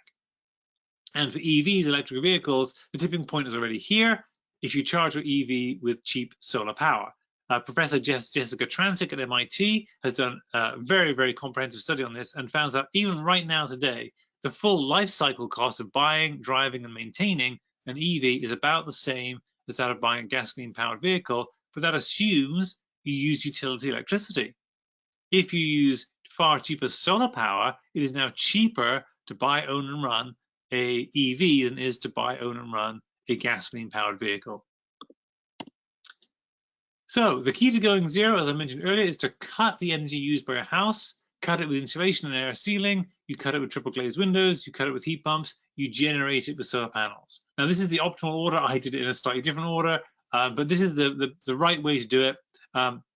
This is what gives you a 0 carbon footprint and 0 bills. 0 carbon, 0 bills. Welcome to the future, everyone. It's a 0 carbon future. Now, just a word about health. This webinar is mostly about cutting your bills and your carbon footprint, but doing so will improve your health. So this little chart shows you the death rate on the left from burning different types of fossil fuel. This is both the asthma and the health effects plus the industrial accidents and things at the same time. And on the right-hand side, you see the greenhouse gas emissions. You see they're completely correlated. Down the bottom, you see hydropower, nuclear, wind, and solar. The death rate from these is almost 0. And the carbon emissions are almost 0. So this fossil fuel transition away from fossil fuels towards electrification and the decarbonization of the grid is going to massively improve the health. It's not just asthma, it's these industrial accidents as well. In 2017, the journal Nature, the most prestigious scientific journal on the planet, said, quote, "More than 5 million deaths per year are due to air pollution." So this is not just about carbon footprints and cutting your bills, it's also about the health of you and your family. So let me just go to the summary then and summarize everything we've talked about this afternoon. These charts again are in the book. You don't need to write anything down, and you can download the slides as well. So by saving money, you can help prevent global warming and improve health. The reduction in global warming is a very long-term effect, of course, but the health improvement is immediate and substantial. We've seen this during the COVID lockdown. According to the British Lung Foundation, during the COVID lockdown, 2 million people in the UK have experienced improved lung health because of reduced pollution from burning carbon fuels. If cutting carbon footprints was a drug, it would get instant approval from the FDA. Why? It has widespread and substantial health benefits and zero side effects. It's a wonder drug that should be prescribed for everyone. So this really can deliver what people sometimes call the triple bottom line of zero pollution for the people, zero carbon for the planet, and zero bills for your back pocket, either as a developer or as a homeowner. And there's the financial summary. You can see we invested about $75,000 total on the left there. It pays for itself in about 6 years with a return on investment of about 15%. That's after tax. So you really can cut your carbon footprint, helping to reduce global warming. You can save money for college, for retirement, for vacation, whatever you want. We've been earning a far better return than in the stock market. And in addition to all of that, you can increase the price of your house instantly by doing so. This becomes a good sales strategy for selling your house. So zero carbon, zero bills, zero pollution. The healthy zero carbon future is here, but only if you actually do it. And the clock is ticking, so please start today. Now, if anyone out there is a developer or an architect, please get in touch with me. I'm starting to work on new houses now, new house designs that are zero carbon. With a zero carbon footprint and saving people money on a $450,000 house, my designs can save about $3,000 a year versus a code-built house. This would make a purchaser pay about $60,000 more for such a home than a home that had typical bills. That's a lot of money for a developer to put in their back pocket. So if you're interested in this, just please contact me. You can see my email address there, and I think it's on the next slide too. Yeah. So if you're not a developer and you're just interested in doing this on your home, and you're now convinced that adding the Fab 4 will dramatically cut your home's carbon footprint and will save you lots of money, then please go ahead and please share your story with me, because some people look at my house and say, that's not like my house, David. How do I know it's going to work on mine? So I want to build a series of examples of different styles of homes in different locations, all of which have made dramatic cuts to their carbon footprint and their bills. If you want to collaborate, get in touch with me. If you're intrigued, if you want more time, then please read Zero Carbon Home, which you'll get for free. And you can get that by going to my website, www.greenzeroCarbonHome.com, and downloading the book. This is the ebook version. I don't give away the paperback book, it costs too much money. But the ebook version is free. Just put in the code GBM2 at the checkout. This is free and has zero carbon footprint.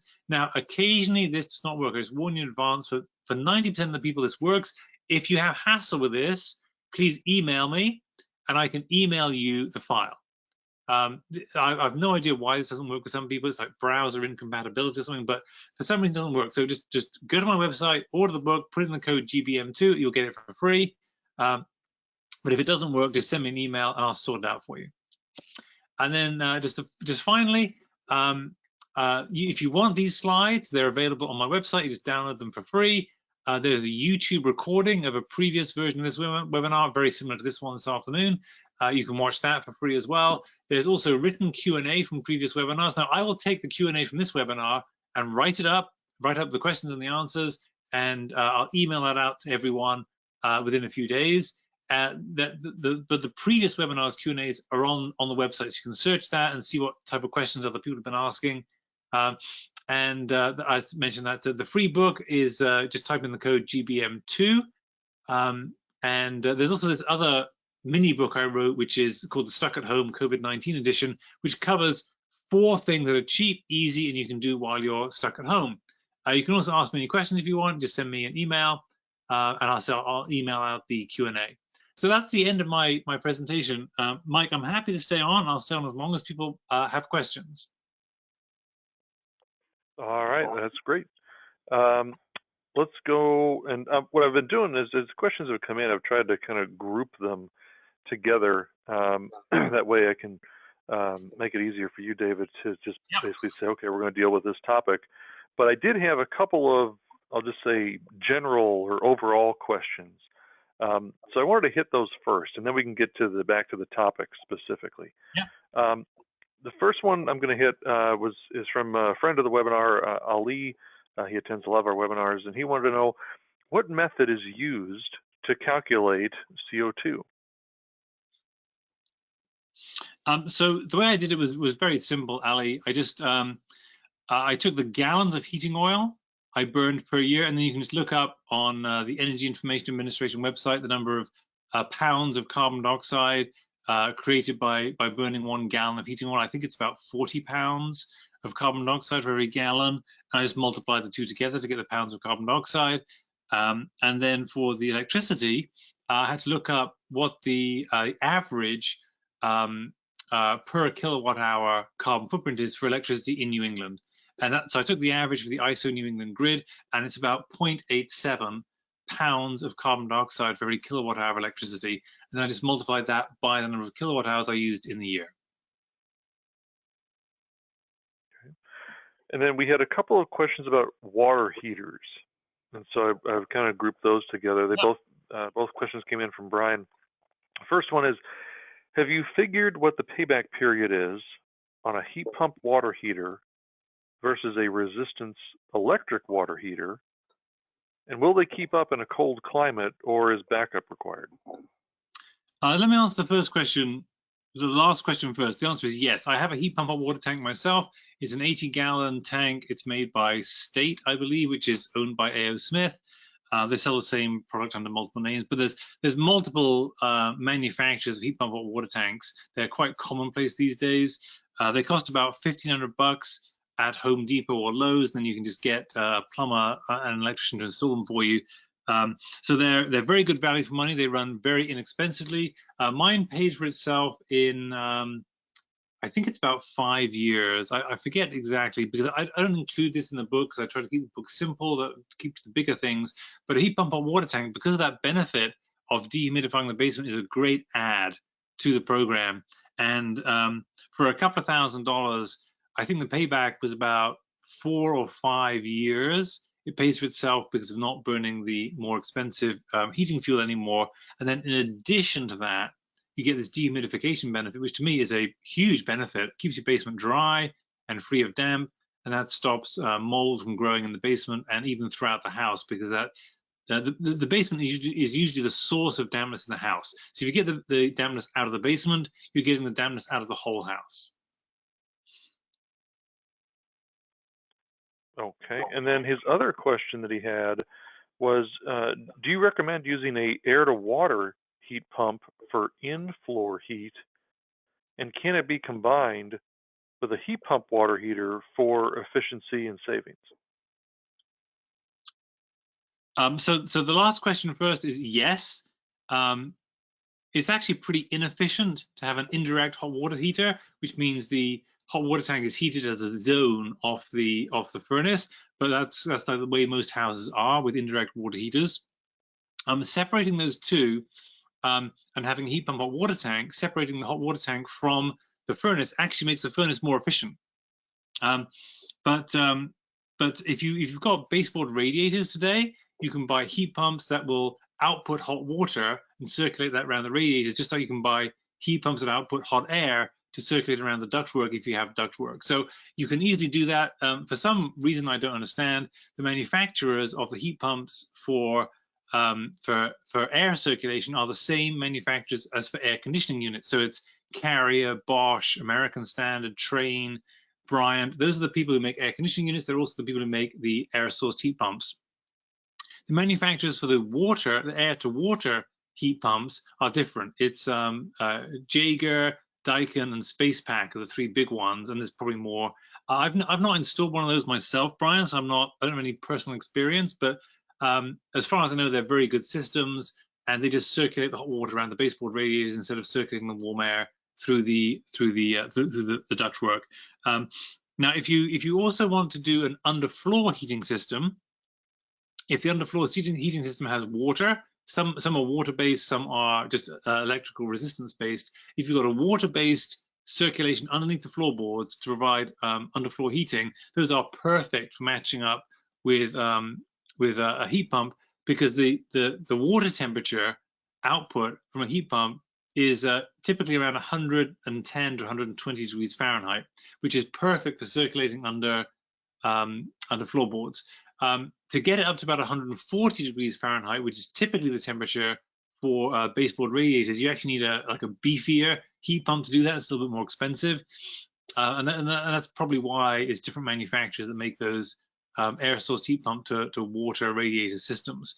But if you're doing underfloor heating, a heat pump is a perfect partner with those underfloor heating systems, because the output temperature of the water is a perfect match for the water temperature in the underfloor heating.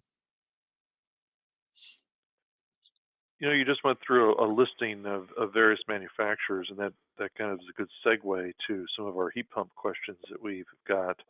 Vern wanted to know if you had any experience or any thoughts on Tesla's HVAC heat pump. I didn't know they have one. That's a new one, Vern. So Tesla is now making and selling a heat pump, are they? I didn't know that. I too was unaware of that, so that's news to me. But apparently they are. So look for those, I guess. Okay. Yeah. Okay. Question from Steve. When can we expect to see air source heat pump systems that will use waste heat to heat water? So I think they sort of exist, but they're not well known, and it's not the kind of thing your plumber or your electrician or even your HVAC company is going to be familiar with. You can get things called drain water heat recovery systems, just like you can get heat recovery ventilators that remove the heat from the air before they expel the air and then bring in cold air from the outside and warm it up with that heat they just took out of the air going out. So you can get heat recovery systems. And if you were to have, let's just say you've got a heat recovery ventilator for the air in your house, that's bringing the fresh air in, and that's in your basement. Well, that's going to be retaining the heat in your basement. And if you now have an air-sourced heat pump hot water tank that's taking the heat out of the air in the basement and putting it into your hot water, that'll be cooling down your basement a little bit and putting that heat into the water. Well, now you're essentially recycling that heat that was retained by that heat recovery ventilator. So that's sort of a good combination. It's not a single product that is both recovering waste heat and putting it into your hot water or your warm air for circulating around the house, but it's effectively the same thing. Using a heat recovery ventilator to recover that heat from the air and keeping it in the house is going to allow that heat to be used to heat up your hot water in a heat pump hot water tank, or to be used. I'm sorry, it wouldn't be useful for a heat pump air heating system or water heating system. It would only be useful for a hot water tank system. And you can get similar kind of things to drain water recovery. So if you're having a shower, you're putting a lot of hot water into the drain, you can recover some of the heat from that.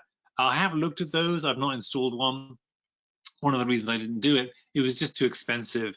The amount of heat you can actually recover from heat in the drain water is very small, and it was not worth it compared to, say, putting in solar panels. I could generate a kilowatt hour of heat much cheaper with an extra solar panel, and I could recover a kilowatt hour of heat from a drain water heat recovery system.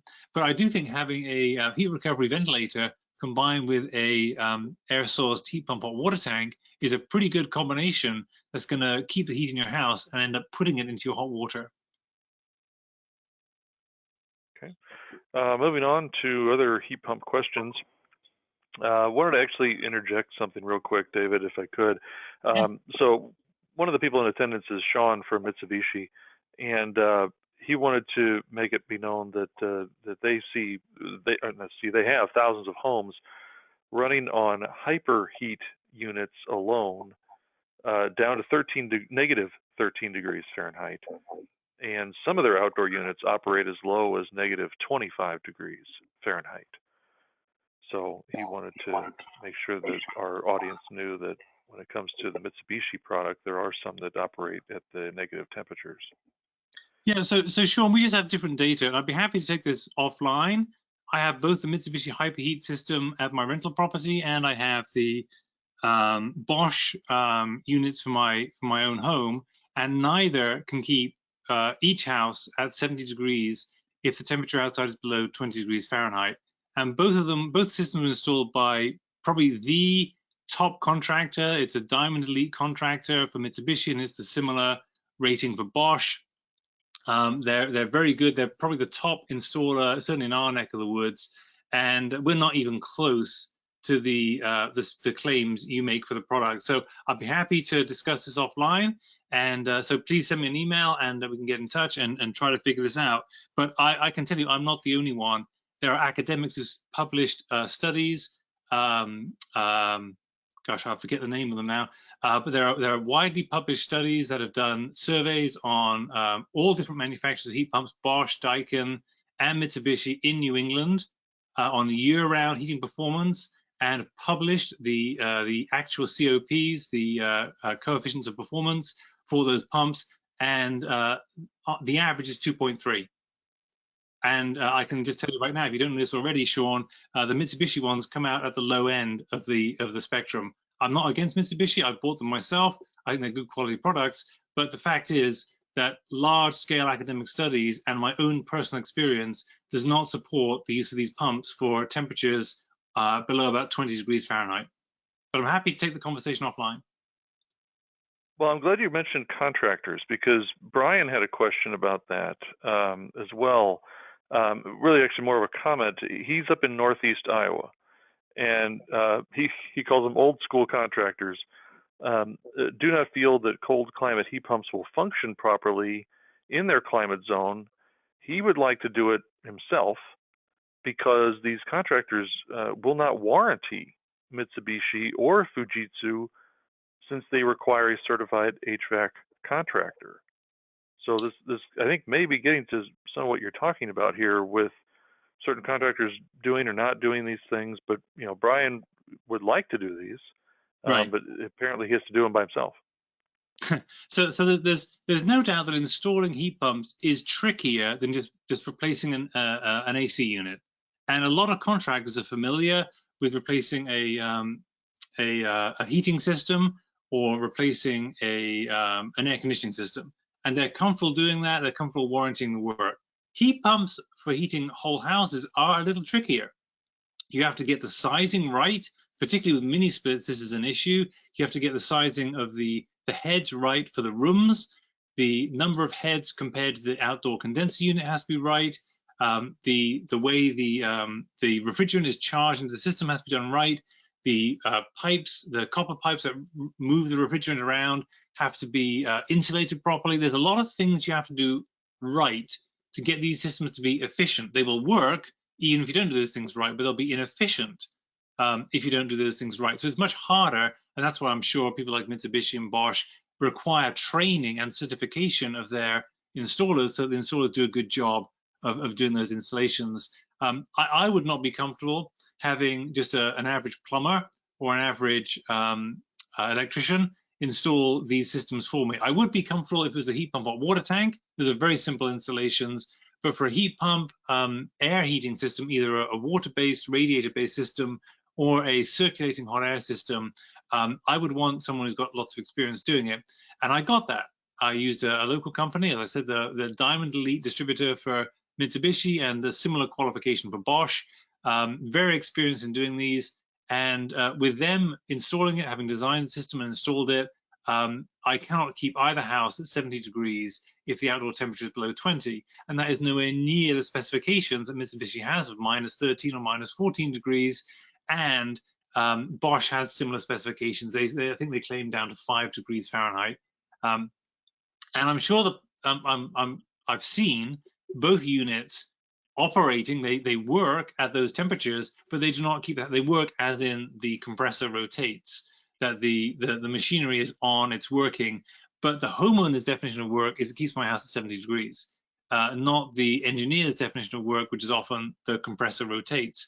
And it is transferring heat from the outside to the inside. It's just not transferring enough heat to keep the house at 70 degrees. So that's been my experience. I say I'm really open to investigating these questions with Mitsubishi. I have asked these questions directly of Mitsubishi via their website, and I got no response. So I'm very happy to answer these questions directly with Mitsubishi. I'd like to get to the bottom of it, but I can say from my own personal experience and that of others who've published their results in academic journals that the stated performance by the manufacturers of these units is significantly in excess of the real world year-round performance of these units on houses like mine.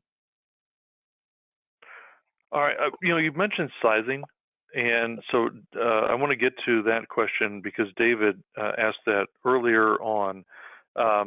He said, before the heat pumps were installed, was a manual J and a manual D conducted to properly size the system? Because his understanding is if you don't size the heat pump system using those two methods and the building and duct leakage are not verified, then no unit will meet such loads. So for neither house was a manual D or manual J calculation done. The systems were sized by the contractors. Well, actually, I should say I don't know if they were done.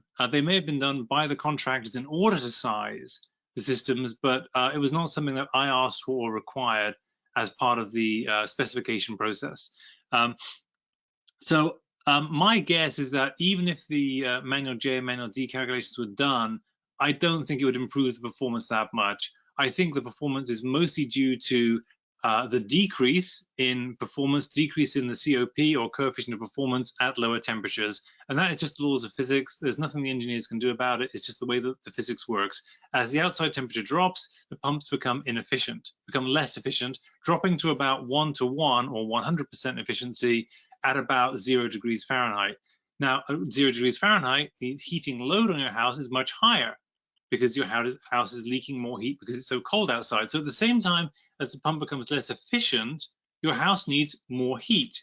So you've got both things working against you as the temperature drops. And I think it's that combination that makes it very, very difficult to heat a standard house to 70 degrees in the middle of wintertime using only a heat pump. The exception to that, and there is an exception, which is if you have very, very good insulation, like R30 or R40 walls, excellent attic insulation, excellent basement insulation, excellent windows, at least R5 windows, and a very, very tight building envelope, then yes, you can heat a house year-round with only a heat pump without any fossil fuel backup furnace. But that's possible on new construction. That is almost impossible on a retrofit. And even on new construction, that's a really high end. You have to work with a really skilled, experienced builder who's used to building very tight houses with very good insulation to get to that level of performance where you can heat a house year-round in New England, in the Midwest, in Northern California, using only heat pumps. Of course, if you move further south, probably below the Mason-Dixon line, you're probably much more likely to be able to heat a house year-round because it's just not so cold in the wintertime. So that's been my experience. Again, as I said, I'm very happy to take this conversation offline with anyone at Mitsubishi who wants to do so. We talked before about, I don't think you had performed the duct leakage and some of that testing. So you may not have an answer to this question, but Michael was asking, what is your air change per hour number? Do you know what that is? No, I don't, Michael, because by the time I was done with this, I just got interested in things like air changes per hour and air sealing, because as I mentioned, my house didn't have a lot of air sealing problems because I have vertical tongue and groove siding that's well painted, and I have a flat roof with a rubber membrane. So my house is pretty airtight compared to most houses, and I had new triple glazed windows put in. Our old windows were unbelievably leaky. I would have had a dreadful rate of air change per hour in before the Fab 4, but with new windows that were properly installed with good foam insulation around the edges, my windows are now pretty airtight. So I think my building envelope is pretty good right now. And I did seal holes in the basement, drafts in the basement. So I think my envelope is pretty good, but I've never measured it. So I intend to do that, but I'm going to wait until COVID is over because I just don't want people in my house right now. But I will actually do both the CFM 50 and the ACH 50 tests once that's done. Okay, that'll be interesting to see how that report comes out. But in the meantime, I had a question from Frank. What is the, quote, feel difference between hot water baseboard versus air-to-air heat pump heating? If you don't do the insulation and windows, etc., are you going to be left drafty? So what I've found is that feel is very personal. Some people prefer the feel of moving hot air, a forced hot air system. Some people prefer the feel of a baseboard hot water system. And I don't have a strong preference personally. I think I would be equally happy with either way of doing it. From an ownership point of view, not just a feel point of view, I prefer the forced hot air because I think circulating air takes out the cold spots in the corners of rooms much more efficiently than having baseboard radiators. And having circulating warm air also allows the dehumidified air to circulate better around the house, meaning I get less condensation on the windows, I get better drying out of the towels on the racks and things like that. So I prefer the circulating air. When you put in heat pumps these days, new air handlers for a heat pump system, the air handlers will almost certainly come with variable speed motors. And variable speed motors are big energy savers in themselves, but they also run at much lower speeds, but for much longer periods of time. You're probably all familiar with the old style systems where the thermostat either on or off, and when it comes on, the fans like ramp up and the lights dim, and it's like a rocket taking off. Everything kind of ramps up as the fans come on, and then they're on at high speed for maybe half an hour, then they shut off again, and they're at 0 speed. That's a very inefficient way to run a fan. It's much more efficient to run at a low speed but continuously. Now, of course, when you're running a fan at low speed, it's quiet. So the overall comfort level in our house, I think, has improved dramatically with the Fab 4 retrofit. Not only is our house quieter, the heat pumps and the circulating fans are much quieter than they used to be, but because we've got those triple glazed windows and the insulation in the ceiling of the basement, the rooms are much warmer. And so we used to get those cold spots in the living room in wintertime that made it unpleasant to be there at Christmas time. And now it's not. It's very pleasant to be in our house. So our house is much more usable, much more comfortable than it used to be, both from a noise point of view and from a humidity point of view. I set the humidity, like I said, on my iPhone, the same way I set the temperature. And at 40% humidity year round, the house never feels sweaty in the summertime. And we don't get condensation on the windows. The towels dry out on the racks. So controlling the humidity is a huge benefit of having the heat pumps. And as I said, the noise is much lower. So for all those reasons, I think the comfort of our house has gone up significantly, and my wife absolutely agrees. It's not like this is, me being the geeky guy who's, saving the money on the bills, and my family's like, ready to divorce me because everyone's freezing cold and can't stand the miserliness of it. No, the opposite is true. Our household has got happier. People are happier living in our house. The temperature is more consistent. There's fewer cold spots. The humidity is much more manageable. The towels dry out on the racks. We don't get condensation on the windows. The list of benefits is very long, from having a tight building envelope, good insulation, triple glazed windows, heat pumps, and solar panels. All right, just a couple more questions on heat pumps, and then we're going to move on to another topic. Okay. Paul wanted to know any thoughts or ideas on the operational life of a heat pump. He's wondering if you're going to have to replace them in 20 years. So let me just, I think you're probably right, Paul. It's probably something like 20 to 25 years. Mine are warranted. I forget now what the warranty period is. I think it's 15 years. I'm not sure. But if I look at my old air conditioning units, when the second of my 2 air conditioning units died, that was what actually sparked the replacement with heat pumps. And one of them was original with the house. It was 1974. It was replaced just about 5 years ago. So it was 40 plus years old. The second one had been replaced in the 90s, so it was maybe 20 to 25 years old. So I think heat pumps, air conditioning units can last a long time. It's not necessarily a wise thing to have air conditioners that are that old, because they get very, very inefficient at that age. And so I'm guessing my heat pumps will last, I don't know, 15, 20 years. Remember, they pay for themselves in about 9 years. So beyond that, it's all gravy. And I'm just making money waiting for the heat pump to then be replaced. So I think the warranty is 15 years. I'm guessing they'll last probably 20 to 25. All right. Last question on heat pumps comes from Brian. He wanted to know if it's wise to use a gas fireplace as backup heat, since we talked about the inefficiency of heat pumps when it's really cold, but also, and I think this is important to Brian's question, provide heat if there is a power failure. Remember, Brian's up in Northeast Iowa where power failures can happen, and I can attest to this because my in-laws live in the general vicinity. So can you talk a little bit about the power failure element of this? Yeah, so power outages are actually very common around us too. We don't have winters quite as cold as you have, so it's probably even more important around you.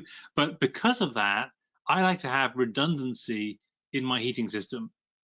And before I put in the heat pumps, I was totally dependent on the heating oil.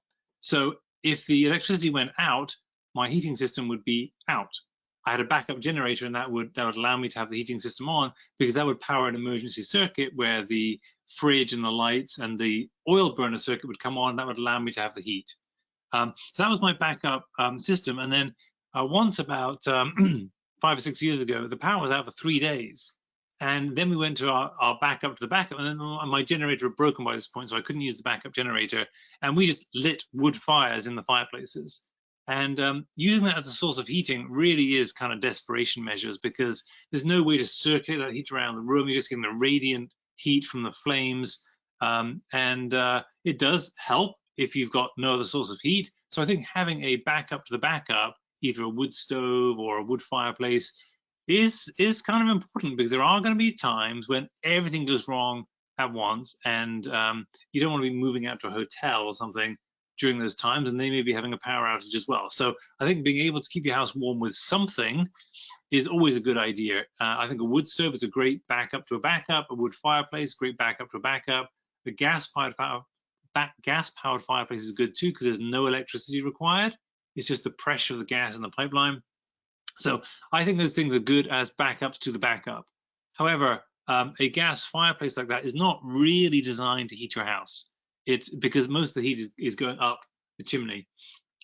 It sort of works in a pinch if you've got nothing else. But I think one of the benefits of having heat pumps while retaining your fossil fuel furnace is, if my electricity goes out, either I can power my fossil fuel furnace from a generator, or what I'm doing right now is actually buying batteries to replace my generator. My generator is defunct. It's long since broken, but I'm going to replace it with batteries, and those batteries will run my emergency circuit, which would include my blower fans and my oil burner circuit, the pumps for the oil burner, etc., and the lights in the fridge. So I'll be able to live during a power outage, even one that's quite long, because that battery can be recharged from my solar panels during a grid outage. So even on a middle of winter day, I can generate 10 to 15 kilowatt hours of electricity. That's enough to recharge the battery during the daytime and run the house overnight. And then when the sun comes up the next day, I can live off the solar panels. So with that, I can run my emergency circuit, including my fossil fuel furnace, essentially forever. And that's what I'm planning to do right now. Partly because the battery subsidies in Massachusetts are so generous now, it's almost free to put in those batteries. But even if they weren't free, I'd still be willing to pay a fair amount for them, because otherwise I'd have to go and buy a new generator. And that's going to be probably $3,000 to buy a generator. And it's going to cost me money every year to get it serviced, so it's there when I need it in the middle of wintertime. So that's what I recommend, is having that layered strategy where you can heat your house even during a grid outage, either with a generator that powers your fossil fuel furnace, or you have a battery to replace the backup generator. But even then, I still have my wood fireplaces if everything goes wrong at once. And it has happened. We have had 3 days without any heat at all because of grid outages when my generator was broken. Well, that provides a good segue to the solar questions that we still have to get to. First one is from a longtime friend of the webinar, Fernando. He wanted to know, as an average, how many apartments can you stack up with the same shared PV roof area and still cover the energy needs? So that's a great question, Fernando, and I do not know the answer because I've not done that work on an apartment block. But one of the great benefits of an apartment block is, of course, you've got heating below you and heating above you. So your effective insulation is very high in an apartment block compared to a house that has all sides exposed to the outdoors. So of course you're going to have a lower energy load per square foot in an apartment than you do in a standalone single family house. So you're going to be able to power more apartments from the roof than you would be able to power a house from its roof. But how many can you do? I'm just guessing, Fernando. I'm guessing 2 to 3, something like that. I don't think you'd be able to power an entire block from solar panels on the roof, but I think you'd be able to get maybe 2 or 3 on an all-electric strategy. So electric heat pumps, electric hot water heating with a hot water heat pump, hot water tank, and an electric stove and things like that. So if you're powering all of the apartments all on electricity, no fossil fuel, I think you could do 2 to 3 would be my rough guess. I don't think you'd be able to have enough roof space to put, 10 apartments or get 10 apartments to a zero carbon footprint with just solar panels on the roof. But that's my guess, Fernando. I've never done it. Oh, okay. Moving on to a question from Michael. We talked about power outage a little bit earlier, and I tried to answer his question a little bit through the chat box, but his question is, if there's a power outage, will the solar keep your power on without a home battery? And I was explaining to him a little bit, because I also have a solar system on my roof, about how inverters do have electrical outlets that you can utilize, but can you kind of address the whole, that whole topic that sometimes people misunderstand about, oh, well, you got panels on the roof, so your house is just going to keep on operating like normal. Can you talk a little bit about that? Yeah, so there's a couple of issues here, Michael. By law, and it's definitely true in Massachusetts, I'm assuming it's the same in all other states, the solar panels have to disconnect from the grid during a power outage. And the reason for this is that if they don't, then your solar panels will be producing electricity heading out to the lines just as the linemen are coming along to fix them, and that could electrocute them. So by law, your solar panels must disconnect from the grid at the time of a power outage. Now that means, unless you have the ability to reconnect it, it will be disconnected from your house. So you will not be able to run your house on your solar panels during a grid outage unless you have a manual reconnect switch, which would be essentially making your solar panels into your backup generator. So today, of course, you can have a backup generator, and it's wired into a panel behind your meter, so inside your house. So when the grid connection is severed, either by the lines going down or by that switch, that automatic switch, cutting off your solar panels on the street, you can reconnect them behind the meter and have your generator power your house. Now that generator could be your solar panels. I've never seen it done though, Michael. It probably can be done, but your inverter today is connected to your meter. It's not connected behind the meter. So I'm pretty sure that your inverter is going to be inaccessible to your house loads. However, battery systems can manage that interface. Battery systems like Tesla or Sonnen or Generac, they are specifically designed to manage that interface and to be able to pull power from the panels to recharge the battery. Now, do they use that power? Can that power be used directly to power your equipment? I'm not sure. Probably is the answer, but without having that battery to be there with its gateway and its software, I'm not sure you can do it. I mean, you might be able to. If there's any electrician on the call who's done that, who's wired a house that way, that could use the solar panels directly during a power outage, please let me know. Speak up and talk about it. But I know you can do it with a battery. I just don't know if you can do it without the battery. Well, I know, David, from my own experience here, like I said, our inverters have a couple of electrical outlets attached to them, because, as you mentioned in your presentation earlier, The solar power is it produces DC power, and your home is wired to do AC power. So these electrical outlets that we have on our inverters, you can plug anything into it and run those. Now, to your point though about the switch, so we have a switch on the outside of our house that is a emergency shutoff switch, and our utility has a note in their system that says, "Oh, this house has solar on it," and we're not the only ones. I can see a couple houses, not even leaving my house, just look out my window, and I can see other neighbor houses that have solar too. And when a power outage happens, they know, okay, we got to make sure that these things get shut off. Now, I believe our system here at our home does have an automatic shut off capability, but just in case, there is this exterior where they don't have to come into the house. They don't have to, are you home or not? There's a switch outside. They can just shut it down. And even if that is to happen, we can still utilize those outlets on the inverters. Okay, that's interesting to know. So what you would then have to do to power your house, as opposed to just plug in a cable and plug that cable into a light, that would give you light in the house. But to power your house circuit, you'd now have to plug that in to that inverter and then somehow connect that to your panel. Oh yeah, I couldn't power my whole house. There's no way. I would be very selective in what I plugged in. So it could be a refrigerator, or it could be a freezer, or you could charge your cell phone. But yeah. Yeah, but remember, those things are going to be on your emergency circuit. So somehow you've got to get the power from that 110-volt outlet on your inverter into your panel. That's going to require some wiring. Correct. Which you need to be an electrician to do that kind of stuff. You're dealing with 240 volts, so I wouldn't be comfortable doing that myself. But I think that's the way to do it properly. There's a kind of a workaround where you just plug a cable into that 110-volt outlet on the inverter, and then you just plug things in.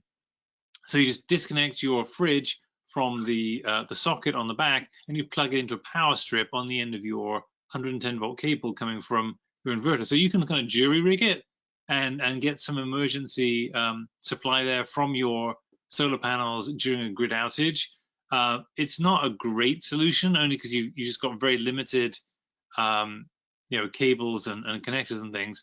But I agree with you, it can be done, and you'll be able to at least survive, with some lights and some refrigerator. Of course, only during the daytime, only when the sun is shining. At nighttime, you'll have no electricity. And that's why I think the better long-term solution is to install a battery that can get you through the night when it's been charged up during the daytime. And that is what the new generation of batteries, the Tesla, the Generac, the Sonnen batteries, they're all designed to do that. And to manage that interface behind the meter, so when your meter is disconnected from the grid, as it legally must be during a power outage, to manage that supply from the solar panels, manage the battery, and manage that emergency panel load. And continuing with the battery, we have two more solar questions. The first is from Roberto. He wanted to know if there are any cradle-to-grave studies on solar systems, because he's interested to know if they are truly worth specifying, given their estimated useful life and environmental impact to produce the panels and the batteries. Yeah, so let me just go through the manufacturing carbon footprint of each one of the Fab Four. So the worst, has the highest manufacturing carbon footprint, is the solar panel. And that pays for itself in about 18 months. I'm not talking about financially pays for itself. I'm talking about it erases the carbon footprint of its manufacturing in about 18 months of producing electricity. The heat pump will pay for itself in a matter of months, because the carbon footprint reduction by avoiding burning fossil fuels is so large that it will recover the manufacturing carbon footprint of the heat pump in a matter of months. The same is true for triple glazed windows, and the same insulation pays its carbon footprint in weeks. It's so effective and it's so cheap and uses such little material to make a fiberglass bat, for instance, that pays for itself in weeks in terms of the carbon footprint. So the manufacturing carbon footprint of all of these Fab Four is paid for itself maximum in 18 months. And from then on, you're saving carbon going forward. Does that answer your question, Roberto? We'll have to see if he responds Surely. on that. Oh, he said yes. Very good. Okay.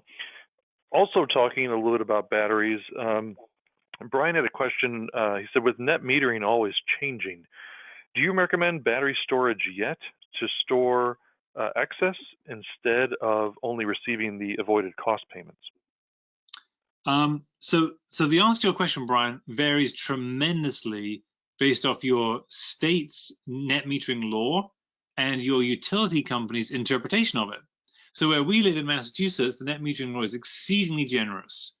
And of course, the utility companies hate it, and they're lobbying very strongly to make it less of an imposition on them. But in our state, we get full credit for the retail price of electricity for every kilowatt hour I put out to the grid. That is kind of ridiculous if you think about it, because why should Eversource be forced to pay me 23 cents per kilowatt hour when it can buy electricity from a generator, a power station, for maybe 8 or 9 or 10 cents per kilowatt hour? But that's the law. I don't make the law, I just abide by it. But the net metering law in Massachusetts is very generous. In other states, I know you don't get full credit. You get credit only for the wholesale price of electricity, not for the retail price of electricity. Other states have much more restrictive policies that give you perhaps less than 100% credit. And in fact, even in Massachusetts, if you have an array that's bigger than 25 kilowatts, the subsidy drops to 60% of the retail price, not 100% of the retail price. I'm sorry, if it's below, so if it's above 10 kilowatts. If it's below 10 kilowatts, excuse me, you get 100% of the retail price. If it's above 10 kilowatts, you get 60% on the excess above 10 kilowatts. So it's a very complicated calculation, but it does reduce the payment from about 23 cents per kilowatt hour if you're under 10 kilowatts to about 18 cents per kilowatt hour if you're at 25 kilowatts. So, and I expect that to get less generous over time because it's really undermining the utilities business model. They're being forced to subsidize solar panels through net metering. And I'm sure over time that will get less generous. But it really depends on the precise economics of net metering in your location with your utility company. And it really is all over the place. Some places like Massachusetts are very generous. Other places I know in the middle of the country, roughly a band running from North Dakota to Louisiana, are far less generous, and you really just get almost nothing for your net metering credit. And I know, I can't remember what state it was I saw recently that they were looking at actually doing away with net metering, which I thought, oh gosh, that's very unfortunate. So to his point about it's always changing, yeah, you got to stay on top of it, unfortunately. But you mentioned rebates, you mentioned utilities. That's a great segue to our insulation questions. Okay. And John's got one. He says, does Mass Save, that's the program you mentioned earlier in your presentation, does Mass Save rebate for insulation? Okay, so the rebate they got for insulation, does it require contractor installation? So the first part of the question, the answer is yes. Mass Save will rebate the cost of installation up to 75% of the cost I'm sorry, it's now up to 100%. It used to be 75%, it's now up to 100% of the cost of installation will be paid for by the state. And that is for both attic insulation and basement insulation. And there was another part to your question, John. What was the second part of your question? Does it require installation by a contractor? Meaning, can he do it himself if he wants to? No, you can't. It must be done by a like licensed Mass Save contractor. And there's another barrier too, which is in order to get any rebates under the Mass Save program, and there are many of them, and they're very generous, so it's worth doing it. You have to have a Mass Save audit. And before COVID, this used to actually have someone visit your house and check your insulation and all that kind of stuff. Now they just do it virtually. They do it like on your cell phone. You do a FaceTime call or a Zoom call, and they will go around your house and audit your house prior to being able to get these very generous rebates for insulation and air sealing, and access to something called the heat loan, which is a 0% interest loan that you can use to buy heat pumps or even triple glazed windows. So it's an extremely generous program. You are paying for it already, John, assuming you're in Massachusetts, because this is paid for from your electricity bill. In fact, this is one of the reasons we have one of the highest electric rates in the nation at 23 cents per kilowatt hour. The only place higher is Hawaii. And part of the reason it's so high is because there's so many of these programs built into, financed by your electric bill. And so if you're not taking advantage of Mass Save and not getting these subsidies, you're like the guy left holding the bag. If everyone else is making out on your electric bill and you're not. So you really do need to be taking advantage of these things. Otherwise, you're actually losing because you're paying for it for everyone else, but you're not taking advantage of it yourself. Wow. And I've got to tell you, I'm surprised that they're doing some of these virtually. Yeah. That would be a very difficult thing to do, an energy audit via FaceTime. They are doing it, and it is a little bit of a hurdle you just got to get over. In my opinion, the energy audits are very variable. Some of them are very good, some of them are not very good at all. But you have to get over it and get it done in order to get the rebates and the free financing. And it is so well worth getting the rebates and the free financing. Just kind of like close your eyes and let them do it, and sign the box that says you've had your Mass Save audit done. I would take the results of that audit with a pinch of salt. I've seen some very good ones. I've seen some awful ones. So the quality control, unfortunately, is very variable. But you've got to get it done to access the very, very generous subsidies. Yeah. Okay. So a couple other insulation questions we have. Another one from our friend Fernando. How do you reconcile, quote, tight is right, insulated envelopes with the COVID pandemic, where open spaces are, encouraged or not encouraged? Like, how do we reconcile all that? Okay, let's sort of pick that apart. So if you've got a tight building envelope, that's obviously the air in your house. Now, typically, household members in a house they've either all got COVID or no one's got COVID. It spreads so quickly among people who are close together. It doesn't matter whether you've got a tight building envelope or a loose building envelope. If one person in your house has it, everyone's going to get it pretty quickly. So I don't think having a tight building envelope is going to protect you from COVID in any way. It does, however, protect you from asthma. Asthma is caused by, or is exacerbated by, the nitric oxides, the sulfur dioxides, the particulates given off by fossil fuel heating systems and by gas burning stoves. And if you tighten up your building envelope, it's likely to be part of a program of tightening the building envelope, adding insulation, improving the windows, and then getting off fossil fuel as much as you can by using heat pumps and a heat pump or water tank. And because that will reduce the asthma load in your house, if you do get COVID, you're not going to have that exacerbation of the asthma happening. Now, COVID is a very present thing that's happening in the next weeks and months, and so nobody's going to be able to retrofit their house and do a zero carbon retrofit in order to improve the asthma, to improve the air quality in their house, and so get a better result if they do happen to get COVID.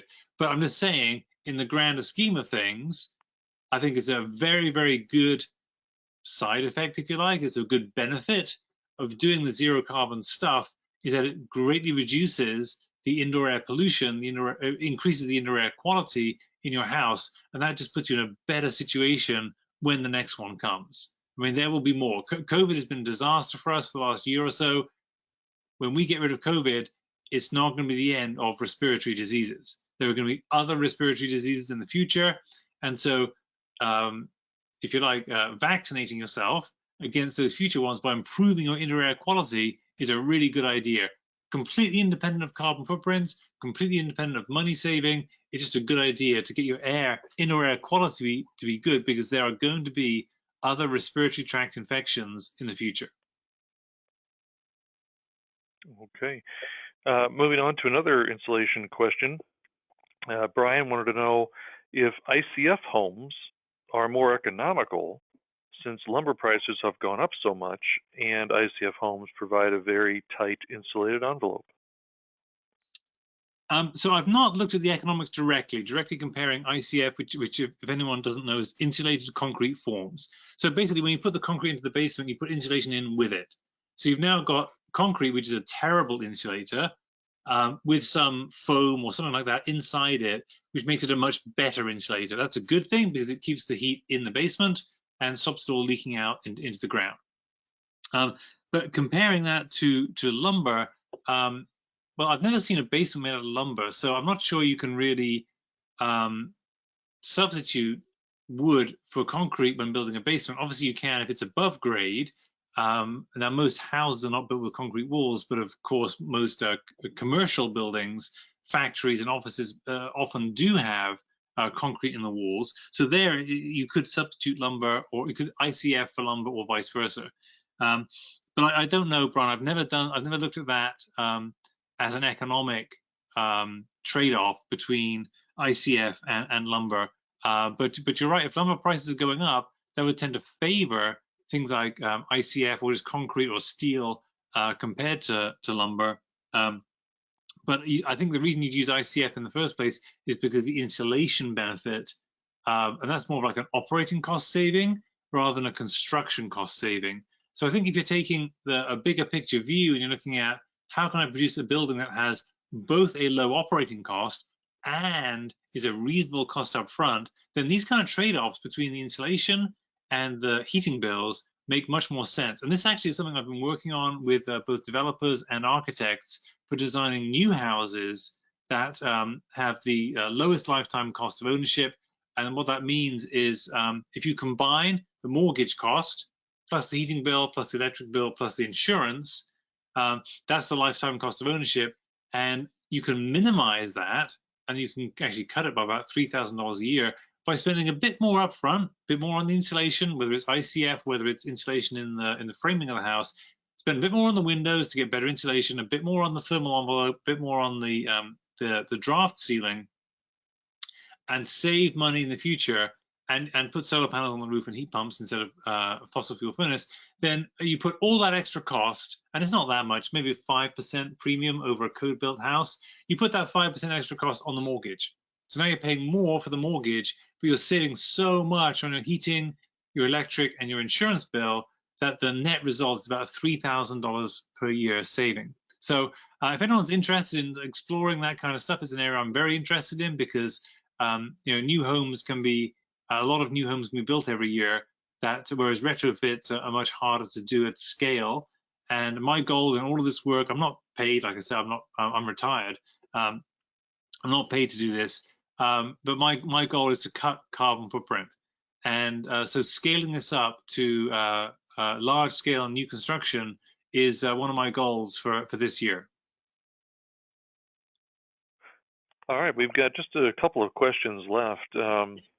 A couple on insulation and a couple on windows. Okay.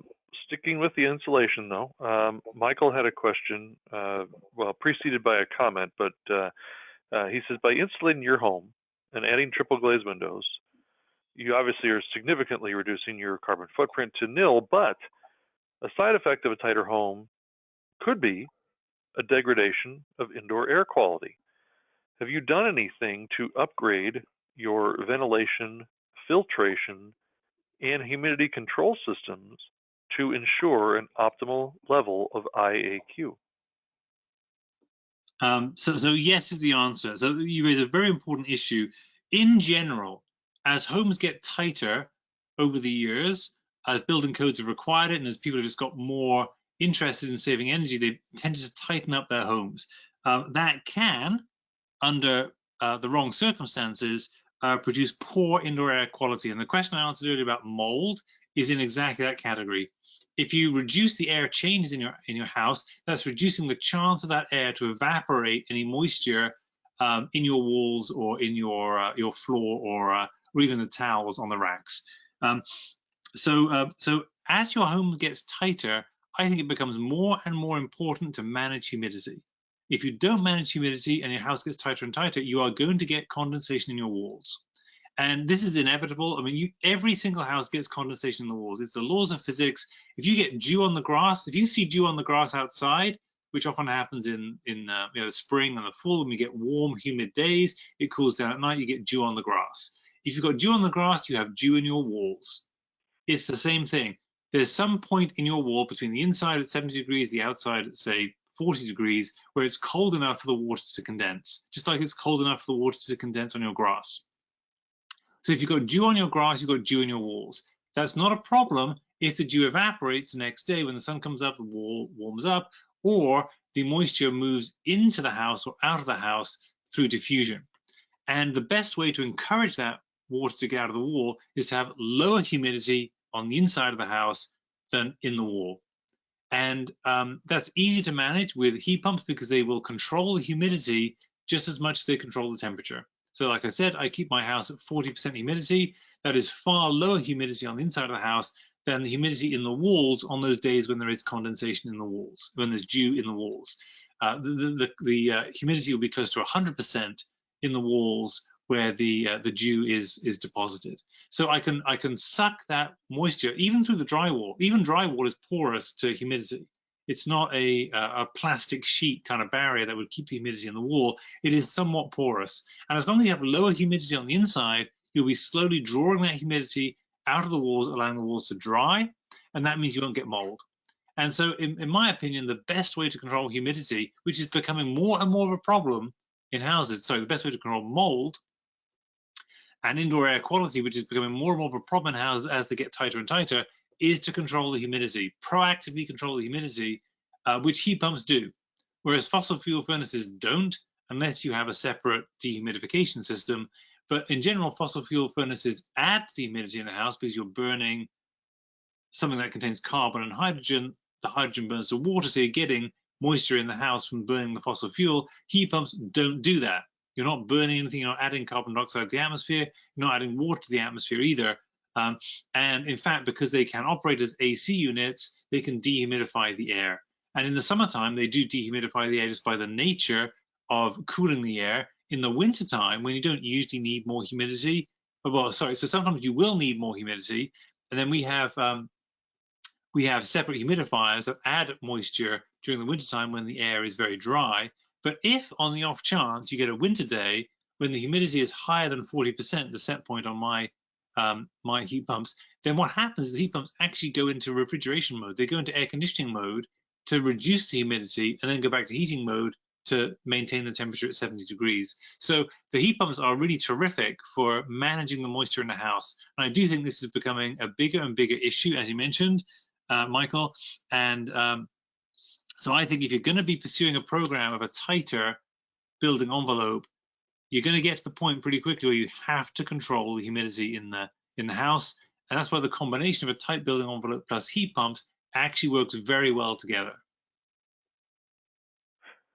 We have a question from Brian. He wanted to know your thoughts on flash and bat to save money insulating a new house. So Brian, just let me know what you mean by flash and bat. I'm not 100% sure. Bat insulation is fiberglass bat insulation.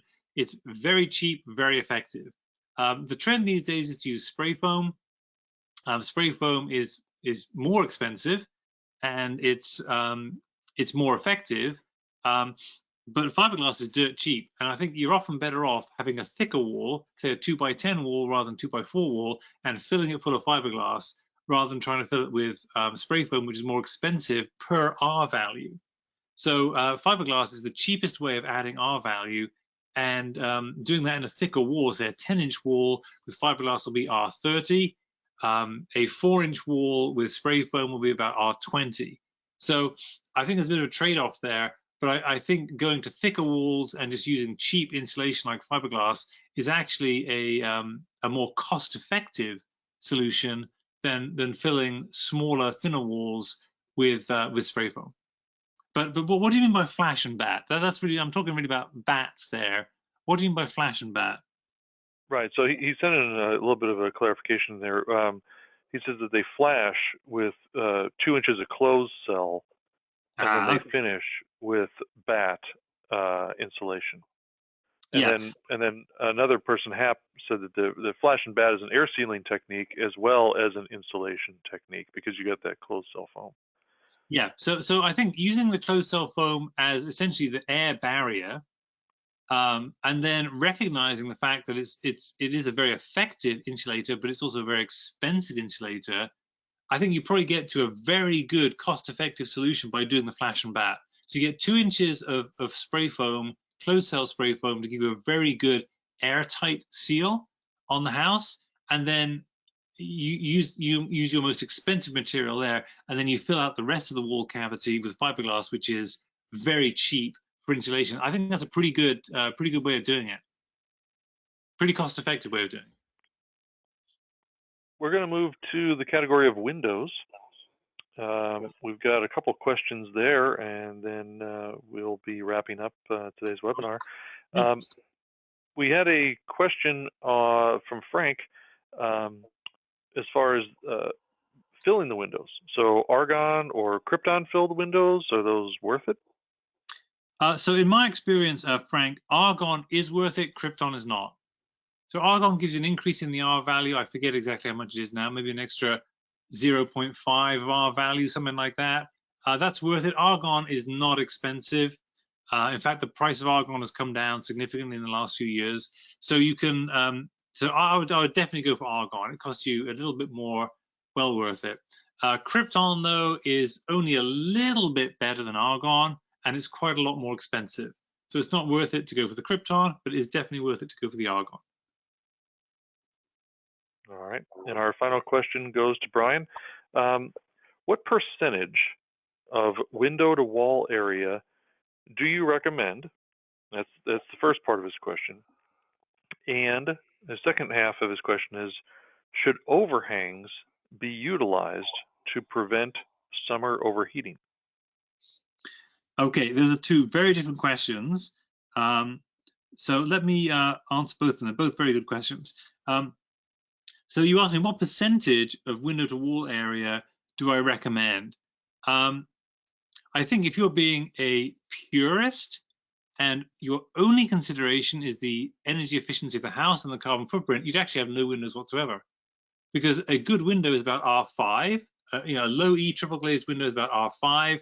A bad wall, 4 inches of fiberglass, really 3.5 inches of fiberglass is about R10. So you'd always rather have a wall than a window. So windows are a luxury from a thermal performance point of view. So you want to have the best windows you can, but anytime you have a window rather than a wall, you are losing heat. Either heat is leaking out of the house if you're in a cold climate, or heat is leaking in if you're in a hot climate. So the purist would say, well, no windows whatsoever, but of course no one's going to live in a house with no windows. So it becomes a choice for how much you're willing to spend on the operating cost of the house to have the more windows. Now, in my house, our house was a retrofit. It had very large sliding glass patio doors. You may remember that picture I showed you of our living room.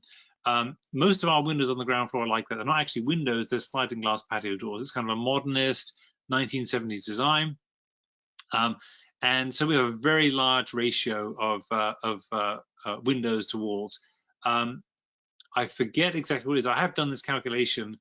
I think it's over 25% window to wall area, and typically in houses you see it more like 15%.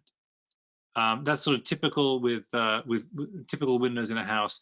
Ours is much higher than that because we've got just the design of the house is to have these very large glass windows, which are terrific to look out and see the garden, but they are a big hole in the thermal envelope. And yet, despite having a house that is fundamentally energy inefficient, I've got the house to a 0 carbon footprint and 0 heating bills and electricity bills. So even in a house that is not particularly well insulated because we have such big windows, they are all triple glazed, they're all low E, but nevertheless, that's R5 compared to my walls, which are probably R10. So I am suffering a penalty, an energy penalty, by having that amount of glazing. So the answer, Brian, is kind of how long is a piece of string? It's up to the homeowner how much windows they really want. If you want to minimize the carbon footprint and minimize the bills, you'd go for smaller windows. Still the best you can get, so R5 triple glazed windows. But most people, or at least many people, are just not going to want to live in that kind of house. They want some picture windows, and other windows they can open for ventilation. So it's a kind of a compromise somewhere in the middle, where you can end up doing mostly what the customer wants, because most people, I think, are not willing to live in a dark house with small windows just to save money on the bills. They want the house they want, and they want it with a minimum carbon footprint. But as I said, with our own house, which is a retrofit, which is far harder to do to get to a zero carbon footprint than new construction, we've got it to a zero carbon footprint, even with a very high ratio of windows to walls. So it can be done. It just requires more solar panels, basically, is what happens. Because I've got to create more electricity to run the heat pumps to heat my house, because I have so much windows. So it can be done. It just requires a slightly different recipe to get there on a house with large windows compared to a house with small windows. Okay. And the overhangs? Oh, I'm sorry. Yes, so the overhangs. So overhangs are a very interesting question. So the design of our house actually has overhangs on the ceiling of the first floor. So our windows, most of which are those glass sliding patio doors, have about 3-foot overhangs, and that is absolutely brilliant. This was sort of pioneered by a guy called Walter Gropius, who was a revolutionary architect back in the 1930s and 40s, and he built his houses, designed his houses with about 3-foot overhangs on the first floor and about 6-foot overhangs on the second floor. And if you work out the geometry of this, it is almost perfect, because when the sun is low in the sky in the wintertime, that 3-foot overhang creates no shade. And our kitchen, for instance, which has a 3-foot overhang, is beautifully warm and sunny, even in the coldest parts of winter, because the sun is coming right in through the window, and it's not shaded at all by the overhang, because the sun is low enough in the sky that it just comes straight in, and the sunlight actually hits the other end of the kitchen. The entire floor of the kitchen is in sunlight in the wintertime. In summertime, though, the sun is high in the sky, and that 3-foot overhang almost completely shades the floor of the kitchen. Even with that 6'6" high, we've got a 10-foot wide glass patio door in the kitchen, and yet the sunlight is only about a foot onto the flooring of the kitchen. So having that 3-foot overhang is an absolutely brilliant invention that allows you to get the warmth from the sun in the wintertime, but keep the heat of the sun out in the summertime. So I'm a big fan of overhangs. I think all architects ought to be considering that as part of their design, but so few architects do. I mean, I look at all the houses being built around us, none of them have overhangs. They just have the drip line maybe 4 inches or 6 inches outside the plane of the siding boards. The water just runs down onto the windows, it runs down the siding. It's not very good from a water management point of view. It is terrible from a thermal management point of view, because you don't get the benefit of this shading. So I'm a big fan of overhangs. And if you can't do overhangs, or your architecture just doesn't support overhangs, just plant a deciduous tree. Plant a deciduous tree, i.e. one where the leaves come off in the wintertime, about 20 feet away on the southwest side of your windows. You can get some very good fast-growing red maple hybrids these days that are beautiful color. They have a kind of a sugar maple type yellowy orange color in the fall. They grow very fast. I bought some 5 years ago. They've grown about 15 feet in 5 years. They started off at 15 feet high, so now they're about 30 feet high, and they beautifully shade. I have another glass sliding patio door in the room I'm in right now, actually, facing to the southwest side, with a maple tree outside. And in the wintertime, the leaves are off the tree, so you get the sunlight from the low angle of the sun coming in and warming the room. This morning, I had the curtains open. It's a sunny day today, even though it's freezing cold out. The room was getting warm just from the sun warming up the room, even with it being a very cold day outside. So it's a wonderful thing to have the sun in the wintertime. Really warms the house up. It's really pleasant, as well as being very energy efficient. So you can do that one of two ways: either use the overhangs, 3 feet at the first level, 6 feet at the second level, or you plant a deciduous tree, say 20, 30 feet off the window you want shaded on the southwest side. Both are very good solutions. I'm a big fan of both of them. Yeah, I've often wondered why we got away from the overhangs. You saw them in 70s architecture, um, and now you're right. You've got the roof line is so close to the wall. Doesn't make sense. You really miss out on all that. But now I will say this: you talked about, there is an exception earlier. You talked about exceptions. I'm going to throw out one exception. That would be in hurricane-prone areas where you're going to have potential for uplift. Yep, yep. Um, that could be a hazard there. But Yes. but outside of that, yeah, Yeah, that's a very, very good caveat. I agree with that. Obviously, we live in Massachusetts. We don't get hurricanes around here. But yeah, if you lived in Florida or something, yes, that would be my first priority. Would be the structural integrity of the house, and I would subsume all these issues of carbon footprint and stuff to below. Just make my house survive the hurricane.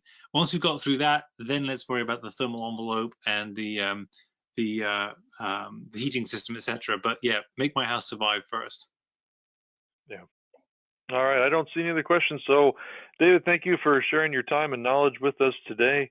Also, thank you to our audience for sticking with us, for their excellent questions throughout. And finally, thank you to NV Energy for their generous sponsorship. Our next scheduled webinar will take place on Wednesday, April 28th at 2 p.m. Eastern Time. Now, I say scheduled because there may be more that pop up in between now and then. But on Wednesday, April 28th, we will be joined by Gene Myers and possibly a special guest to discuss high performance homes. Stay tuned to your email for more info on that webinar, along with the announcement about the Green Builder Media Sustainability Symposium. Until then, stay safe, stay healthy, and take care.